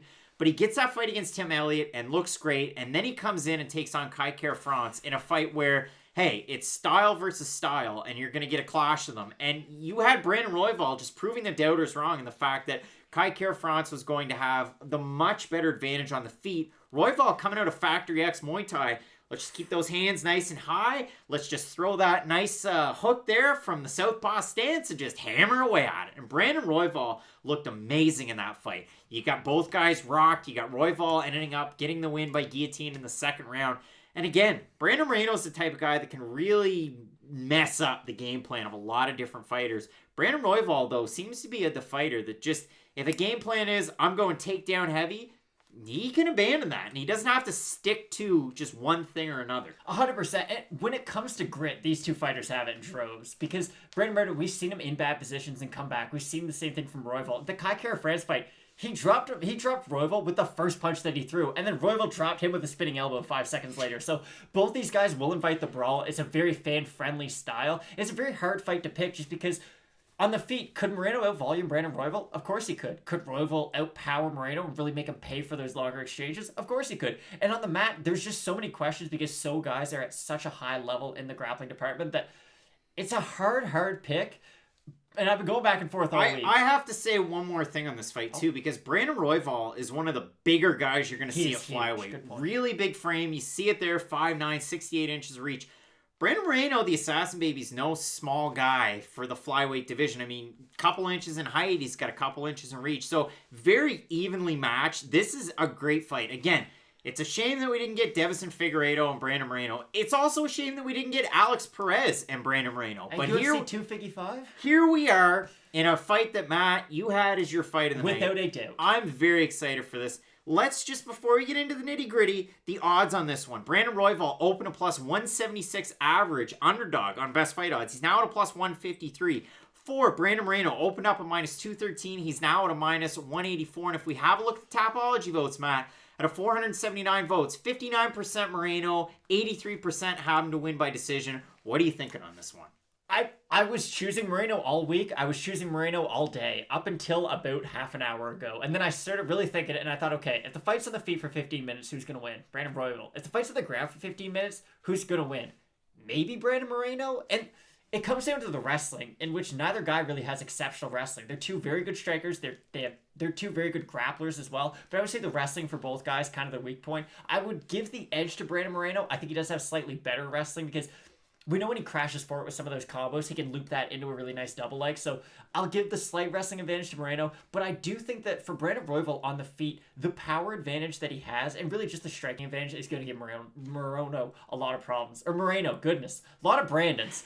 I do think Brandon Royval, though, on the feet, his advantage is quite sizable, and he should be able to get this done. Matt, Brandon will win this fight. That much is true, and guarantees. hopefully it doesn't fall out. So, knock wood, I just jinxed it. But overall, I mean, for fight of the night, like, I have Daniel Rodriguez, Nicolas Dalby. I wouldn't slate anybody for picking this one as fight of the night, and I wouldn't be upset if you're taking Moreno or Royval.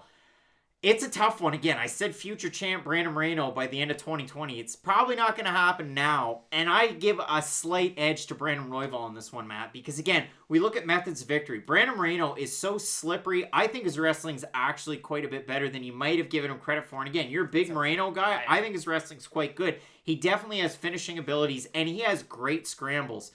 Brandon Royval's fought a fighter who's similar, but on a decline in Tim Elliott. And he looked amazing in that one. He's fought a good striker in Kai Kara-France that has brought a diverse skill set. I think he holds just slight advantages in certain positions. I like his jiu-jitsu a little bit more, and I really like the power advantage on the feet. I'm going to side with you in the underdog here in Brandon Royval, and I'm going to look to that line as it moves on during the week. You're not going to want to miss question mark kicks on Saturday, because we'll give a little bit more of a preview on this one. We'll have some more talking points as well. That comment section fills up like a math. It does. So make sure you head into that. Check out question mark kicks on Saturday. We both have Brandon Royval in this one to get the win in the underdog. Keep it locked in with Fight Night Picks, Matt, as we always say. Let's get into it. Straight up, this is a rematch that nobody asked for. No one. Unless you're Paul Craig, I guess. Matt, we have...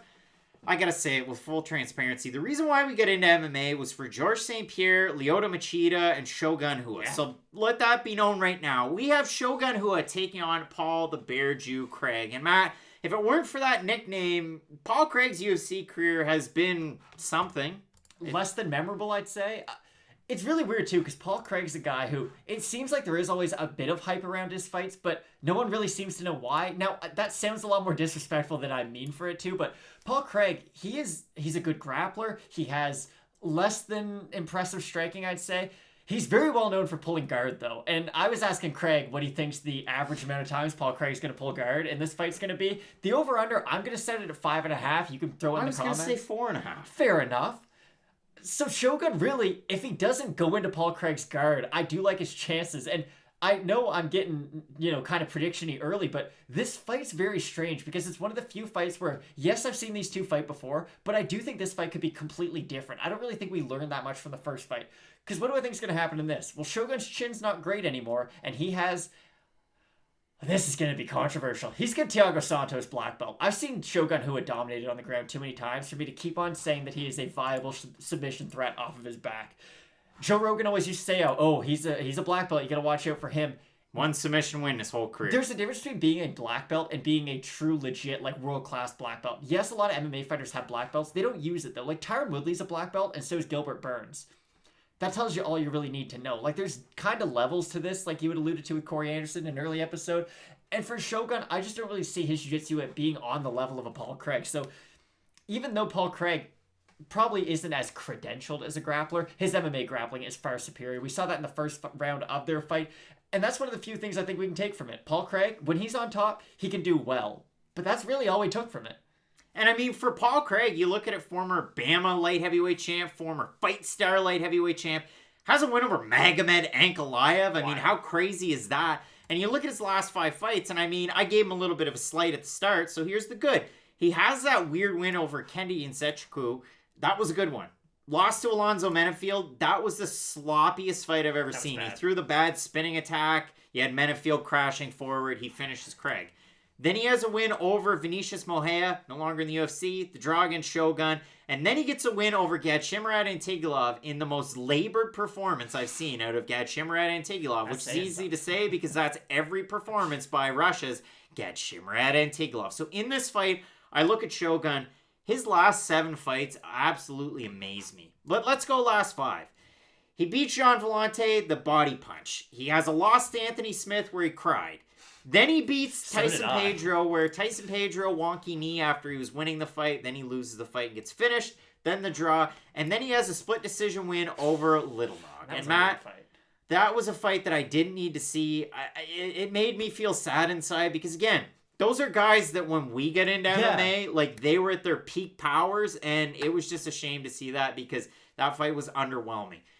For Shogun Hua, you look at the overall body of work, you look at the Pride wins, you look at the UFC light heavyweight championship run, and it's amazing. And it's crazy that he's still doing it at 38 years old. But there is not a lot of tread left on the tire, and we're about to hydroplane in a lot of rain. Yeah, okay. I know we normally give some pretty in-depth breakdowns on this channel, or I'd like to think that we do. I don't even know if we need one for this. Shogun's chin is worrying beyond belief, and that fight against Nogueira was not good on his part either, because Shogun, the one thing about his game, even as he got older, was Muay Thai is still quite good. If he does hit you, if he can string together combos, he can still have success in an MMA fight. You saw it in the Tyson Pedro fight. It was a perfect example. Exactly. He had hurt Pedro, and that was a really back and forth fight too, and that was something we hadn't seen from Shogun in a while. Him actually take damage, accept it, and then move forward and kind of do his own thing. So for Shogun, the key is you can't get clipped early. It's been an issue. The Anthony Smith fight's a good example. He gets hit, and then he's just never really in the fight from that moment on. Paul Craig, he's not a dangerous puncher or really, I wouldn't say a serious striking threat by any means, but he has good power. And anyone who weighs 205 pounds, well, anyone who weighed 205 pounds yesterday and rehydrated to an unknown amount definitely has more than enough power to pretty much knock anybody out. Paul Craig's punches aren't the fastest you're ever going to see, but if he lands, I do think he can hurt Shogun. Shogun's leg kicks are going to give Paul Craig problems throughout this fight. But when I ask myself, okay, who could make the improvements from their first fight and really improve upon that? Well, it's Paul Craig. I don't see Shogun making any drastic changes to his game. I don't see him getting better with age. He is not wine. If anything, he is fruit left in the sun. I think Paul Craig's got this one. Man, I didn't like that. That was rude. I know, and I feel bad saying it. I want to say something. We look back at their first fight, it was a draw. I don't know if we let that one out of the bag, but it was a draw. Guilherme Bravo scored the first round at 10-8, which was the reason why it ended up as a draw, because you had it split. One judge 29-28 Hua, one judge 29-28 for Paul Craig. Everybody scored the first round for Paul Craig, and yeah, he definitely won that round. It's just whether or not you had it at 10-8 or a 10-9. The funky part about it is if you go in MMA decisions, out of the total amount of people that scored that fight, two of them, friend of the show, Drake Riggs, was one of the two, scored it for Paul Craig. An overwhelming majority scored that fight at 29-28 for Shogun, winning the last two rounds. So it all depends on how you scored the first one. If we look at the Tapology picks, Matt, out of 514 total votes, 75% going with Paul Craig, 43% saying by decision, 40% saying by submission. If we look at the total odds, Matt, Paul Craig opened a -182 favorite average on best fight odds. He's now at a -172. Slight amount of money coming in on Shogun Hua, opened a +151. He's now at a +142. You tipped your hand. I'm also going the same way. I'm going with Scotland's Paul Craig. Breaks my heart, though. It does. Yeah, it's tough. I mean, you're in this game. You try and look at it analytically. In this fight, again, we tipped our hand. We get into MMA for the guy on the left-hand side. Big Shogun, guys. It's tough, though. You have to look at it for the parts and pieces. Paul Craig in his last fight came out, got a win over Gadshimrad Antigulov, whose cardio's not great, but he's a finisher, and you have to be careful. He also dove into Paul Craig's guard, which you know Paul Craig is going to pull guard all the time. Shogun Hua has a lot higher fight IQ, but in his last fight against Little Nog, it was tough because his cardio abandoned him. Paul Craig isn't a cardio king, but I like the staying power. We saw it in his fight against Magomed Ankalaev, what he can do incredibly late. So I will side with you on Paul Craig, Matt. We're both going Craig. Craig's going Craig. And I'm looking forward to this card, Matt. We've got some really good fights. This one, a hint of nostalgia, and also a hint of rematch. So things are going to happen. Two great flyweight title fights near the top. Keep it locked in with Fight Night Picks, Matt, as we always say. Let's get into it. Really interesting fight. Closer to the top of the women's flyweight division, we have the former strawweight queen, Cynthia Calvillo. And I say queen because she was really on her way, making moves and starting grooves before they knew we were gone, to quote the Otara Millionaires Club. But she makes the move up to flyweight, takes on the #1 contender in Jessica Eye, and pushes a damn pace. And she looked amazing in that fight. She really did look great. And I mean, who would have thought that you come into your own, up a weight class, you don't have to worry about missing weight, you're 33 years old to this point, and you finally put a stamp on a division. It was really the move that we expected Cynthia Calvillo to make. And I remember back when she was competing at strawweight, she was always taking on really good competition. If we look at her last five, former champ Carla Esparza loses the decision. Poliana Botelho gets a win. Courtney Casey win. Decision, majority decision against Marina Rodriguez, and then the fight against Jessica Eye. middling strawweights, never really the upper echelon, but we always saw the move. She was at Team Alpha Male. She had some problems with the substances and the USADAs of the world, but really figured it out, made the move to AKA. I know her graphic's going to pop up. She's training at Extreme Couture, spending some time in Vegas getting ready for this fight. But overall, Cynthia Calvillo, part and parcel, great wrestling, really good forward pressure, and really, really good volume. And opposite her, Katlyn Chookagian, she did not look good in the fight against Valentina Shevchenko. Straight up bad. She looked amazing in the fight against Antonina Shevchenko. And I know, again, we pop it up on the graphics there. She spent time at Longo Weidman, as they may call it, or Longo Serra. She spent time with John Danaher. She spent time at Nick Cantone's MMA with Mark Henry. But that fight against Antonina Shevchenko, it was like, hey, you know the the Katlyn Chookagian, where I'm just going to throw volume. She did the total opposite. She was taking Shevchenko down. She got into mount. She really forced her way in that fight. And it's unfortunate that in her last fight, she got Jessica Andrade and got hit by a body shot and ran away to the other side of the cage. It's wild how much your opinion can change of a fighter based on one performance. And it's weird, too, because Katlyn Chookagian, I think I've said that about her last 3 fights. Going into the Valentina fight, I thought, okay, she's not going to beat Valentina, but maybe she can have a little bit of success on the outside. Katlyn Chookagian, good at not getting hit. I don't mean that in a positive aspect all the time, though. If you watch a Katlyn Chookagian fight, her numbers are through the roof. She throws at an almost unprecedented rate, and when you watch her, she is always just pop. There's a crazy amount of output in her fights. She doesn't always land, though. They might consider landed strikes. There's a lot of landing on the hands, though, and that's the weird thing about Chookagian's game. It's not that she's hacked the judges, but she's kind of figured out that, okay, if I just throw a lot, and even if I'm not landing clean to the body or landing clean to the head, just my volume can start to win rounds. I know I've started to talk about this a little bit more, and a lot of this is because of Katlyn Chookagian. You can go back and watch some of her fights, and you thought, well, you could have given that to her opponent. But then when you really think about it, you were like, okay, well, who is the more aggressive and who is throwing more shots? Well, Katlyn Chookagian almost always answers that question. In the Antonina fight, we did see a different approach. She took a much more grappling-heavy game plan. Now, you have to assume she decided to do that because of the Muay Thai background of Shevchenko, but I didn't expect her to look that good on the ground. Now, maybe that's speaking to, maybe Antonina's not phenomenal on the ground, but still, I thought she more than dominated that fight. It was a really impressive performance.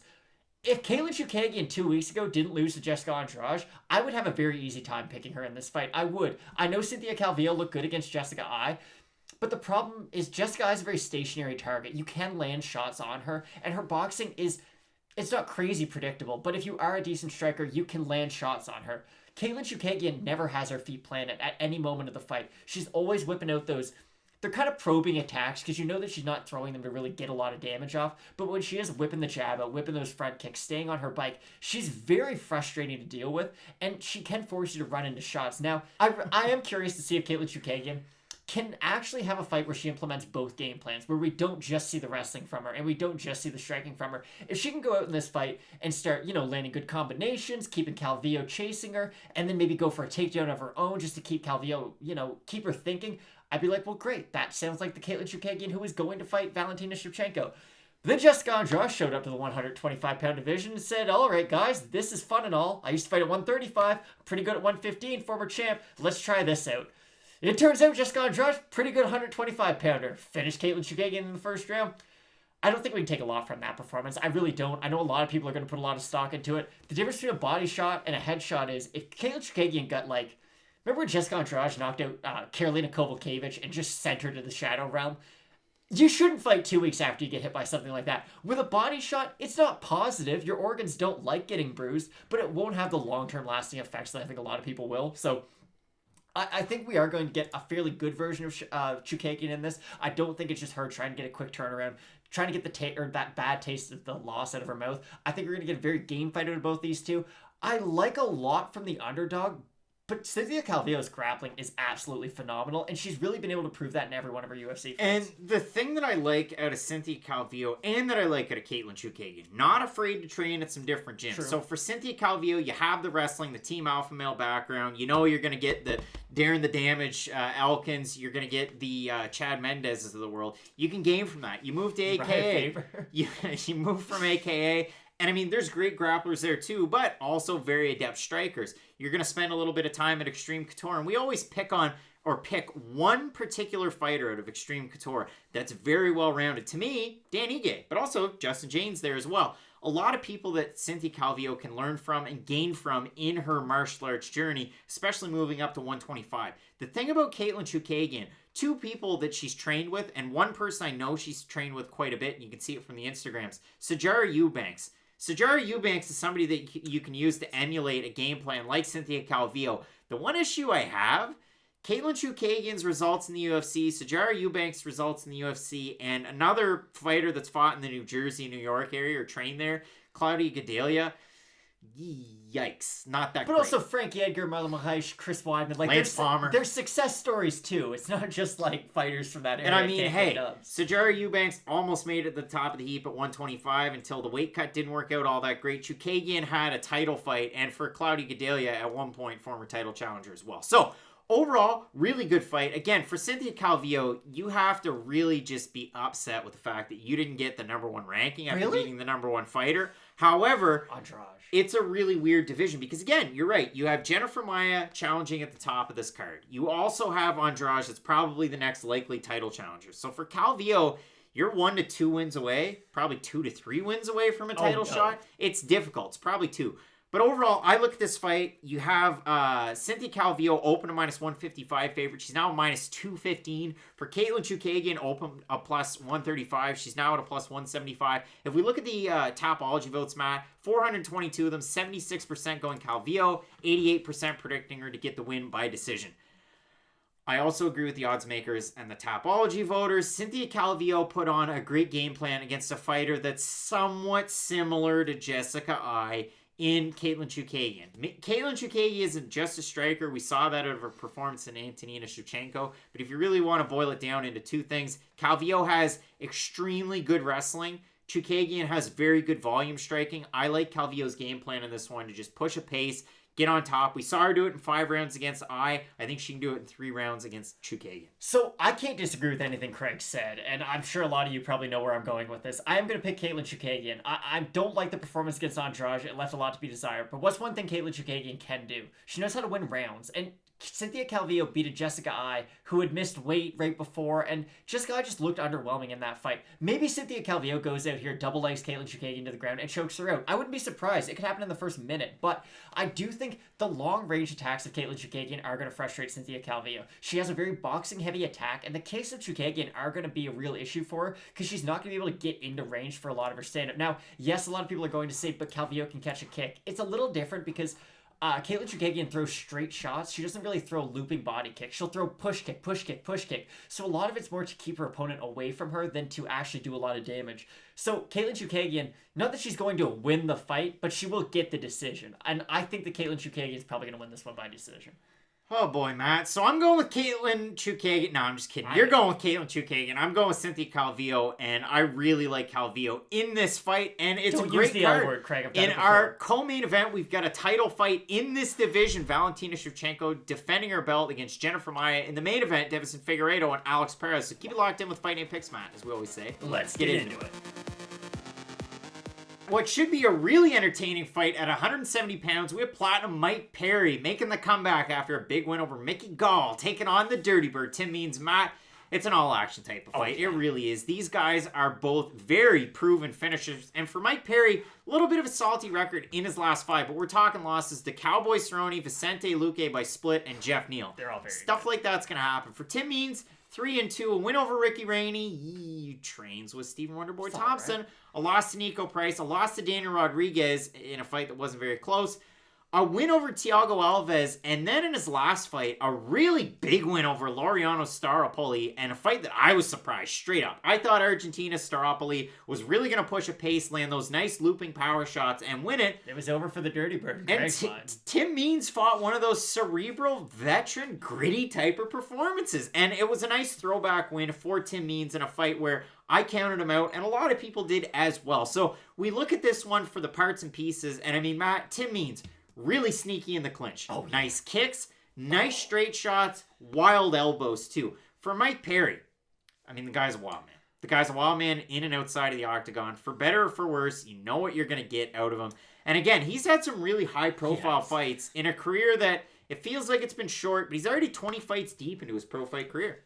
Mike Perry is very weird too, because Mike Perry, when you think about him, I always think about Mike Perry as No, he's not the best in the division. He's not the most technical guy out there, but he is going to put on a good fight no matter who you put him up against. Like, there was a point where on the same card RDA fought Robbie Lawler, he fought Santiago Ponzinibbio on that, and he made a fairly good account of himself. Now, Ponzinibbio did start to pull away as the fight progressed, of course, because there's just, you can brawl for so long, and you can be, like, crazy technical for so long. So, Mike Perry faded in that, but losing to Ponzinibbio by decision, there is no shame in that whatsoever. That's really one of those fights that says, okay, I lost to a guy who's at the top of the division. No shame. Let's just recollect, figure out what I did wrong, and make some improvements.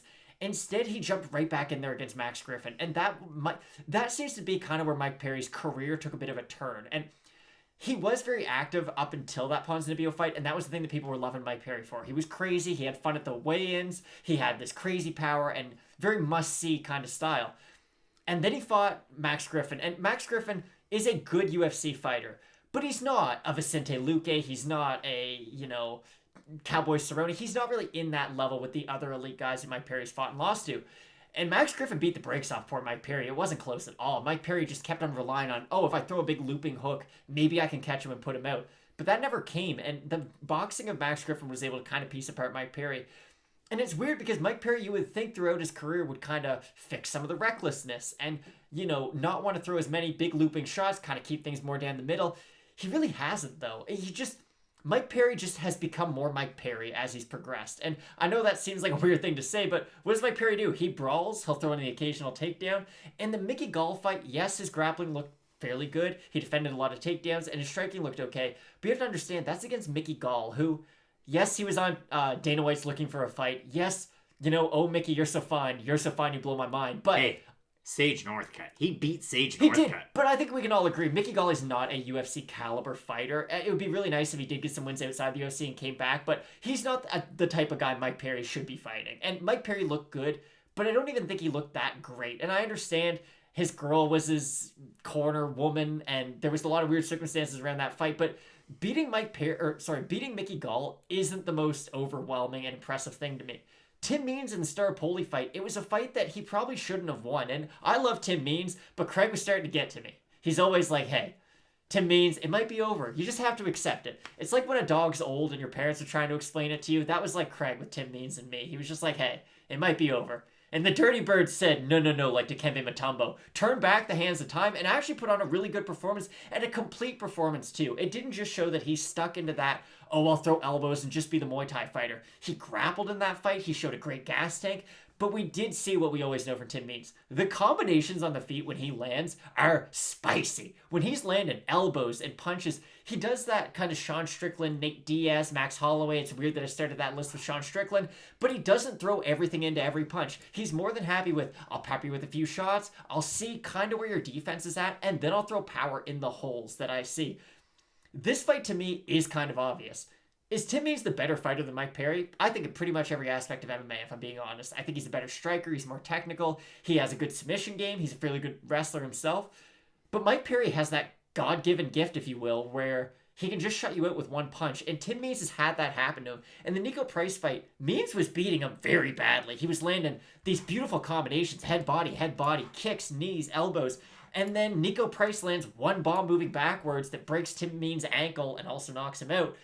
And it's just, okay, so we know that Tim Means can win by being that really aggressive kind of Muay Thai guy, but we know he can lose that way. So it comes down to, do you think Mike Perry has the accuracy and the cardio to land that big bomb on Tim Means? The fight for Tim Means that worries me, again, you bring one up, the Nico Price fight, but I also look at the fight they had against Daniel Rodriguez, and we've talked about it. Daniel Rodriguez is the biggest wild man in this division. There's a lot of wild men. Mike Perry's another one. We can go through the list of wild men. Diego Sanchez. That's tough. I hold Daniel Rodriguez in and among the top 5 of the wild men of the welterweight division. Okay. And in the Daniel Rodriguez fight against Tim Means, it was one of those ones where Rodriguez pressured him, caught him with some really good shots, and sunk in that submission. Who's to say Mike Perry can't do that? I mean, he's the type of guy that can rush in, wild hooks, he can get crazy, and he can really put together a finished product of a win and actually finish Tim Means. So you're right. It boils down to, and it's tough to oversimplify fights, but I'm going to do it as well. Mike Perry, more power, older Tim Means, 7 years older than Mike Perry is, lots of miles, because, we're talking about a guy that has over 40 pro fights at 36 years old, and he's been finished many times. And he's not a boring fighter. Like, even those wins, Tim Means will take some damage, and that's why he is... I hope I'm not the only Tim Means fan out there. Please, can you solidify this? Is Tim Means a borderline fan favorite? Because to me, he definitely is. So I do think Tim Means, on the technical aspect, if he's able to push back Mike Perry, it'll be the worst thing for Mike Perry. If Mike Perry's able to push back Tim Means, it'll be the worst thing for him. I do think this really comes down to who can move forward on the other. If Mike Perry is moving forward on Tim Means, even if Means is landing some of those combos, if he's reacting to Mike Perry, he can get clipped by a shot. And I would say it's the same vice versa. Mike Perry has shown a phenomenal chin in the UFC. He can eat a lot of big shots. I mean, the only stoppage loss he's ever had was to Jeff Neal. And Cowboy.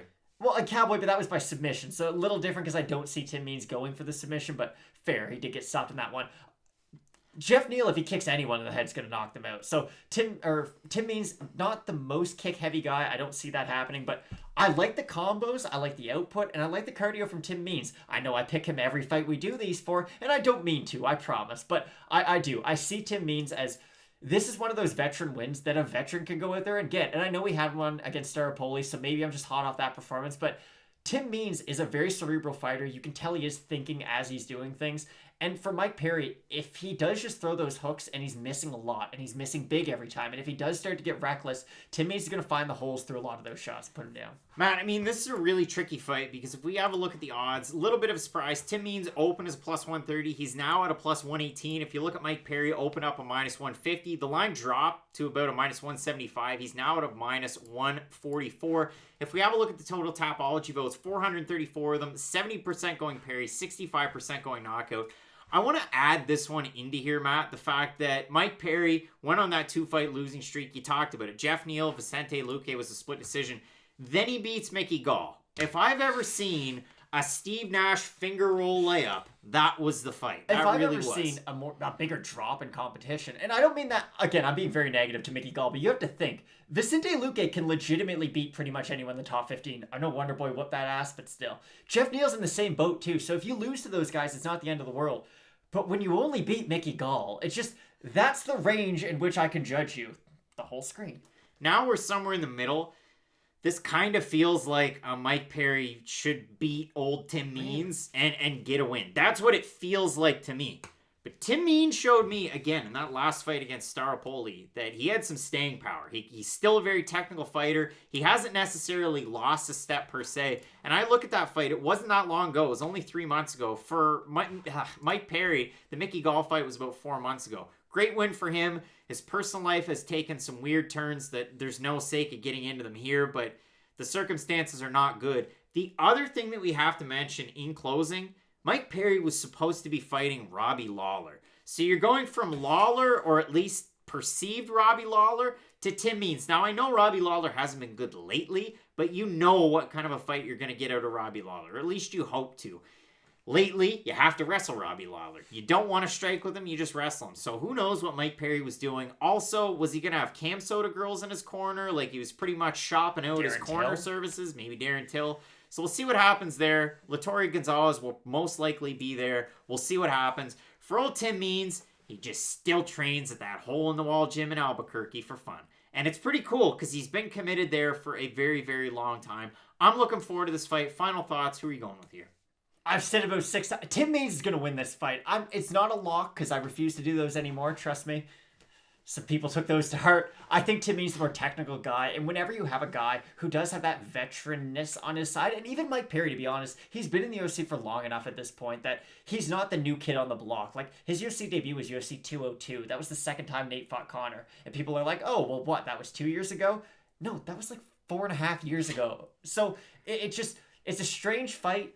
I think Tim Means should be able to get the win. I think it'll be very exciting for as long as it lasts. And I would not be surprised at all if this ends in stoppage for either guy. Yeah, Matt, same thing. I mean, very volatile one, very tough one to pick. I do like the performance out of Tim Means in his last one.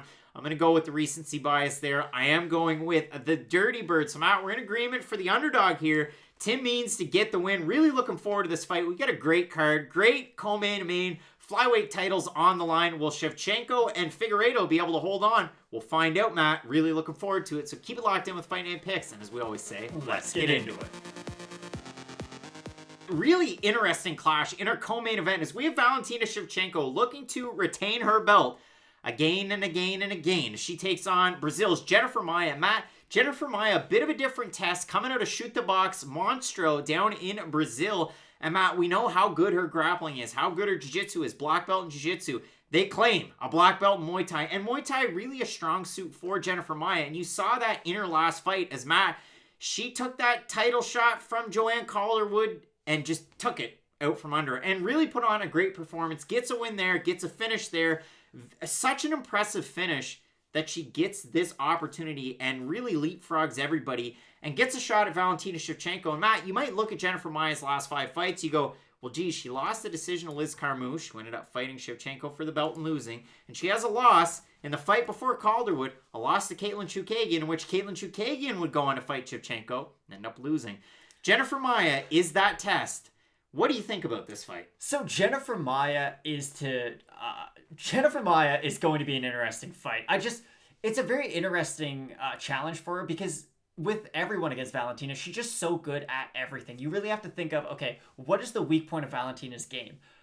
If she has one, I would argue the wrestling is. Now, again, we're dealing with like 10 out of 10 in striking, 10 out of 10 in grappling. So we're just, we're pulling straws at this one, just trying to figure out what she doesn't do all that well. But Maia's grappling, I do think will give Valentina at least some problems. She's very heavy on top, has good top pressure. And we saw in the Calderwood fight, Calderwood was like Andre Iguodala. She was going up for a layup in the 2016 finals. And then Jennifer Maia, out of nowhere, just blocked by James. And then she got the title shot. So it is kind of it's strange circumstances for how she did get it, but she's been in the division for a long time.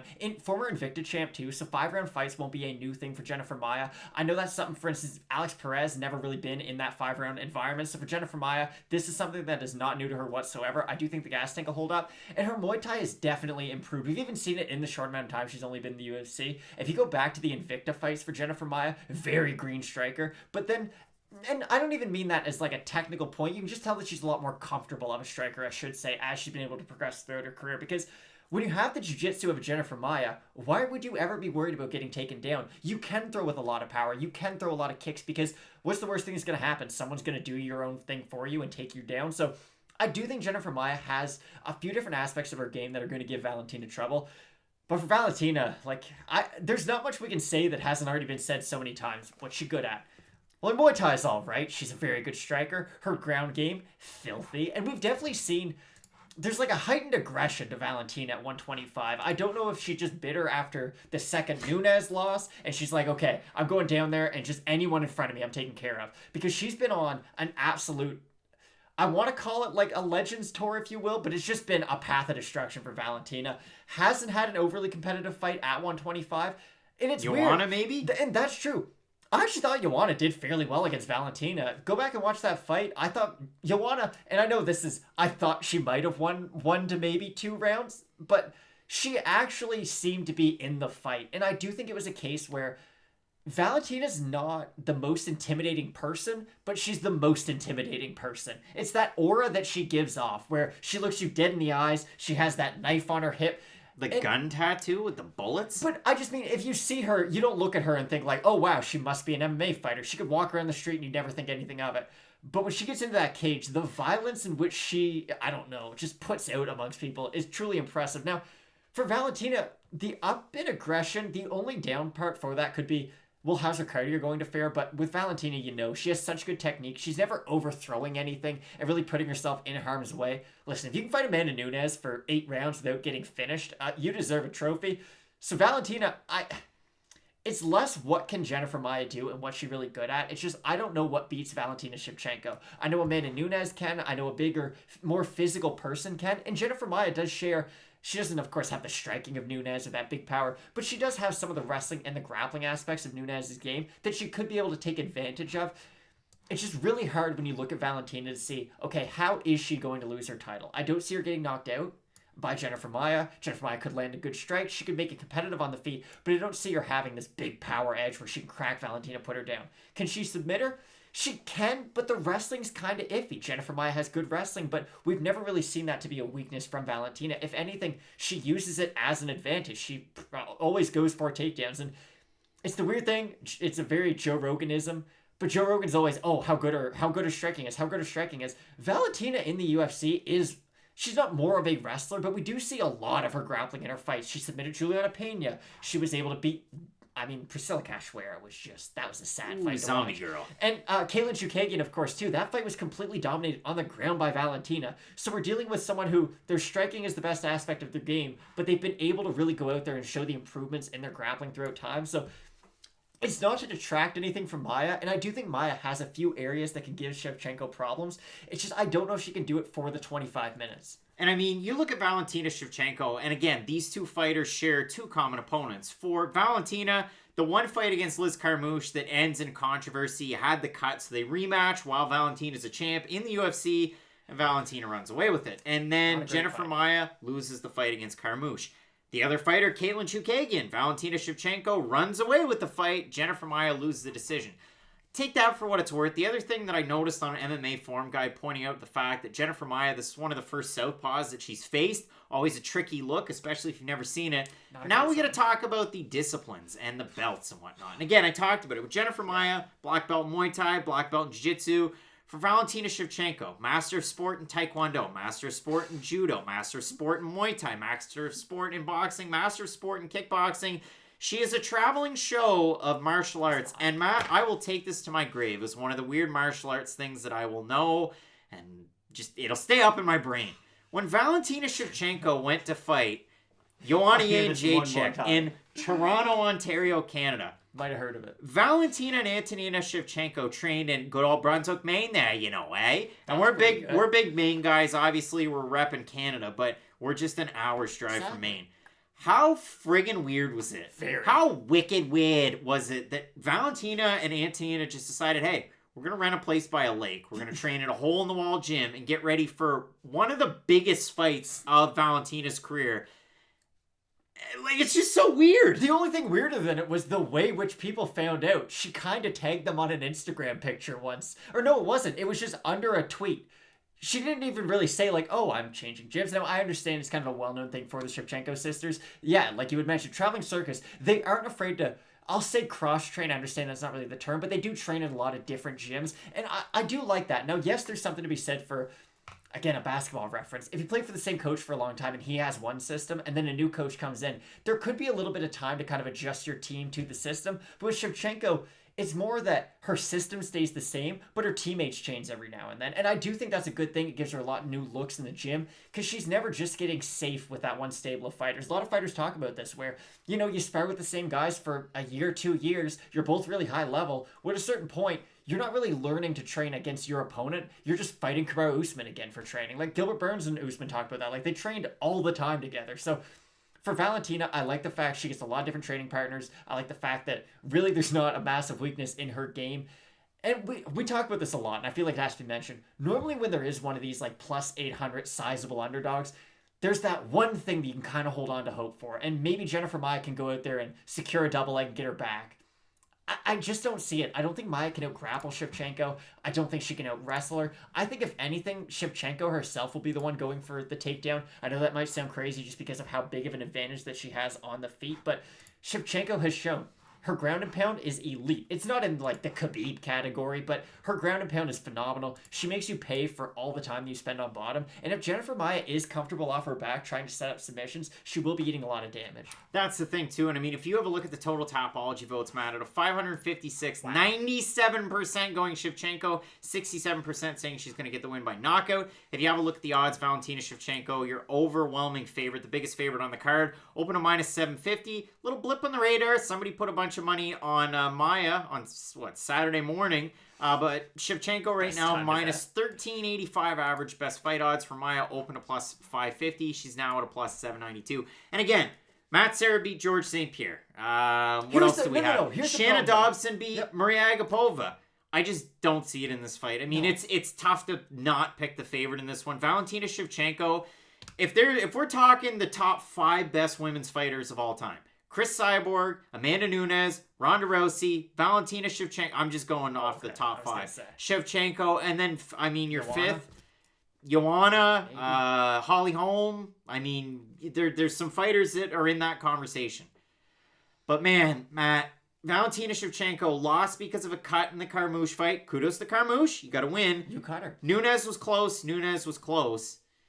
And Nunes is the best fighter in women's MMA history. Arguably one of the best just fighters in history. Exactly. So, yeah, Shevchenko, you've lost to the GOAT in a weight class that's not even your own. So I really know she's going to lose in her own weight class. Kudos Jennifer Maia. Again, it's a great opportunity. If she can spring the upset, we'll be talking about this for years to come. It's just, I really don't see this being one of those times. Matt, we're both going with Valentina Shevchenko to defend. Hold on to her belt. Really looking forward to this card. We have a great main event coming up, so make sure you stay tuned for that. If you missed any of the fights, check out the playlist over there. But we got Figueiredo, Perez to look forward to. So Matt, without further ado, as we always say with Fight Night Picks, let's get into it.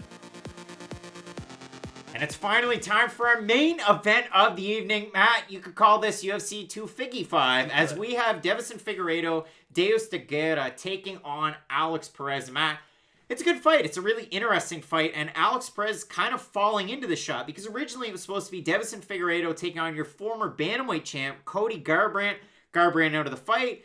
Moreno, Perez, that falls out. Alex Perez gets the title shot. And of course, we have Brandon Moreno lower down on this card, taking on Brandon Royval in a fight that could very well be a fight of the night. So if you haven't checked that video out, please do. But overall, this is a great pairing. I mean, Deiveson Figueiredo, since the loss to GCA Formiga, who, oh, by the way, Alex Perez just beat, has gone on a 4-fight heater. And for Figueiredo, we talk about these wins. Pantoja, Tim Elliott, Joseph Benavidez, one for the title where he missed weight, one for the title where he made weight. One for the money, two for the show. Finished them both. And for Alex Perez, in his last 5 fights, I mean, he has the lone blemish to Joseph Benavidez, but the other wins, the John Moraga win was a big one. Jose Torres, I mean, John Moraga was even before. Jose Torres, Mark De La Rosa, Jordan Espinoza, and Jussier Formiga to get into this shot. Really interesting fights. Both of these guys have finishing potential. I know that's something that people are going to spit out at you a lot. But Matt, since the flyweight purge of a couple of years ago, this division is absolutely in fuego. It's a phenomenal division. And yes, it sucks that they had to cut so many fighters. The good thing about it is, though, only the super elite are left. And I know that is kind of unfortunate to anyone who got cut, and I don't mean that in a disrespectful way. But let's be honest, like, the worst elite guy right now is probably Alejandro Pantoja, and he is an absolute monster. And that's the great fight for Deiveson that he had on his way to the title that I do think is going to... Not that Alex Perez fights entirely like Pantoja, but I do think we can take a lot from that fight, because Pantoja, what do we know? He's phenomenal on the ground. He's got really good submissions, but on the feet, he has power. And he's one of the few guys who, at 125, can match some of the power that Deiveson Figueiredo brings. And he couldn't even do anything to Figueiredo. Like, Figueiredo's chin... I always think that, and it's always something that I have in my mind, where when you have a big guy who just is blowing the doors off everyone, you always kind of wonder in the back of your head, well, what's their durability like? You know, like, what happens when they're on the receiving end of those big shots? And that was something I was worried about with Figueiredo, because when every single one of your fight, other than the Jared Brooks fight, of course, is you just dominating your opponent, outstriking them, and having that certain swagger that Deiveson Figueiredo has, because he does carry himself in a certain way that it's not cocky. You can just tell that, like, he's very... He's in tune with his abilities. He's the Dos Equis guy of MMA, because this guy's a sushi chef, he cuts hair, and he's also a champion of a division. 100%, and he's very good at all three, from what the UFC countdown shows tell us. The sushi look beautiful. They're not going to tell you he's a terrible sushi chef. Could you imagine? They're like, yeah, no, we had to kick him out. But no, Alex Perez does have a few things in his game that will give Figueiredo problems. Of course, phenomenal wrestler, really good grappler. He has been kind of caught in weird positions, on the ground himself. The Joseph Benavidez fight is a weird one, and I don't bring that up because I know what people are going to say. Oh, well, MMA math doesn't work. Just because Figueiredo beat Benavidez and Benavidez knocked out Perez, that doesn't mean that Figueiredo is going to knock out Perez. And I agree with you. The fact, though, that Joseph Benavidez, who I wouldn't say is an exceptionally hard puncher, I think he's a very good striker. I think if he lands clean shots, he can put you away. Check both Jussier Formiga fights for that. But Alex Perez basically got finished twice in the first round by Joseph Benavidez. And again, Benavidez has speed, he has good power. But that's a bad sign when you're about to fight Deiveson Figueiredo, who, yes, his cardio isn't as good as Joseph Benavidez. His power is so much more through the roof. It's not even... Like, I don't think people understand. Deiveson Figueiredo, he doesn't have, like, Francis Ngannou power, but it's close for flyweight. Like, when he lands clean shots... when he lands on your glove, it makes that big, like, fat noise, and then when he lands on your chin, you go down. it's not a lot of Deiveson Figueiredo throwing out touchers and feelers and then landing that big bomb. He walks very upright. He has a very upright stance. And I do think a little bit of that, just side note, is to bait takedowns because Deiveson Figueiredo's guillotine is phenomenal. Check the Tim Elliott fight for that. I know Tim Elliott's been submitted before, but just the way in which he was able to pull it off. Tim Elliott shoots for a takedown quick. Deiveson Figueiredo locks up that neck like Brian Ortega and is able to submit him. So although Perez has the more grappling-centric game, Deiveson Figueiredo is more than game on the ground. Here's something I'm really interested in, because for Alex Perez at this point, you're 28 years old, you have 29 professional fights, and you talked about it, the grappling, the wrestling, it is very good. He beat Jordan Espinosa, who's a good wrestler in his own right. This is a talking point, and it has to be a talking point. I know it's not just going to be one for us, it's going to be one for everyone. But you look at the fight that Deiveson Figueiredo did have against Jussier Formiga. He lost that fight soundly, 30-27. Matt, I remember before the first Joseph Benavidez fight, apparently Matt's a clairvoyant at points. Every now and then. And he talked about the fact that the weight cut for Deiveson Figueiredo is an issue. And it was, because he wasn't able to win the belt clearly in his first fight. They ran it back. Didn't really seem like cutting weight, or didn't really seem like making the weight was as big of an issue. But man, it's still a question mark. If it's a question mark 5 fights ago, if it's a question mark 2 fights ago, it's a question mark in this one. 100%. And if you go back and look at that story in the Formiga fight, Deiveson claims that he cut almost 40 pounds. That tells you how big this guy is and how hard he must hit. Like, he's eating a lot of sushi. He is eating a lot of sushi. I mean, I don't blame him. It's he's goofing with a guy that looks just like Bruno Silva on the beach on the countdown. He is weird. And Bruno, if that is Bruno Silva, and you know what, I'm this far into it, I need to do more research. But if it's 185-pound Bruno Silva and Deiveson Figueiredo is just picking him up and having fun and having a time, as all the people in town are watching them goof on the beach, it's like watching the montage between Rocky and Apollo Creed, except there's no cool music. Just good fun. Just 2 guys wrestling on the beach, except one guy's like 3 times as big as the other. Continue. Okay, so Deiveson Figueiredo cut about 40 pounds that week, and he said that was the reason that really drained on his weight. Now, I understand, or drained on his cardio, excuse me.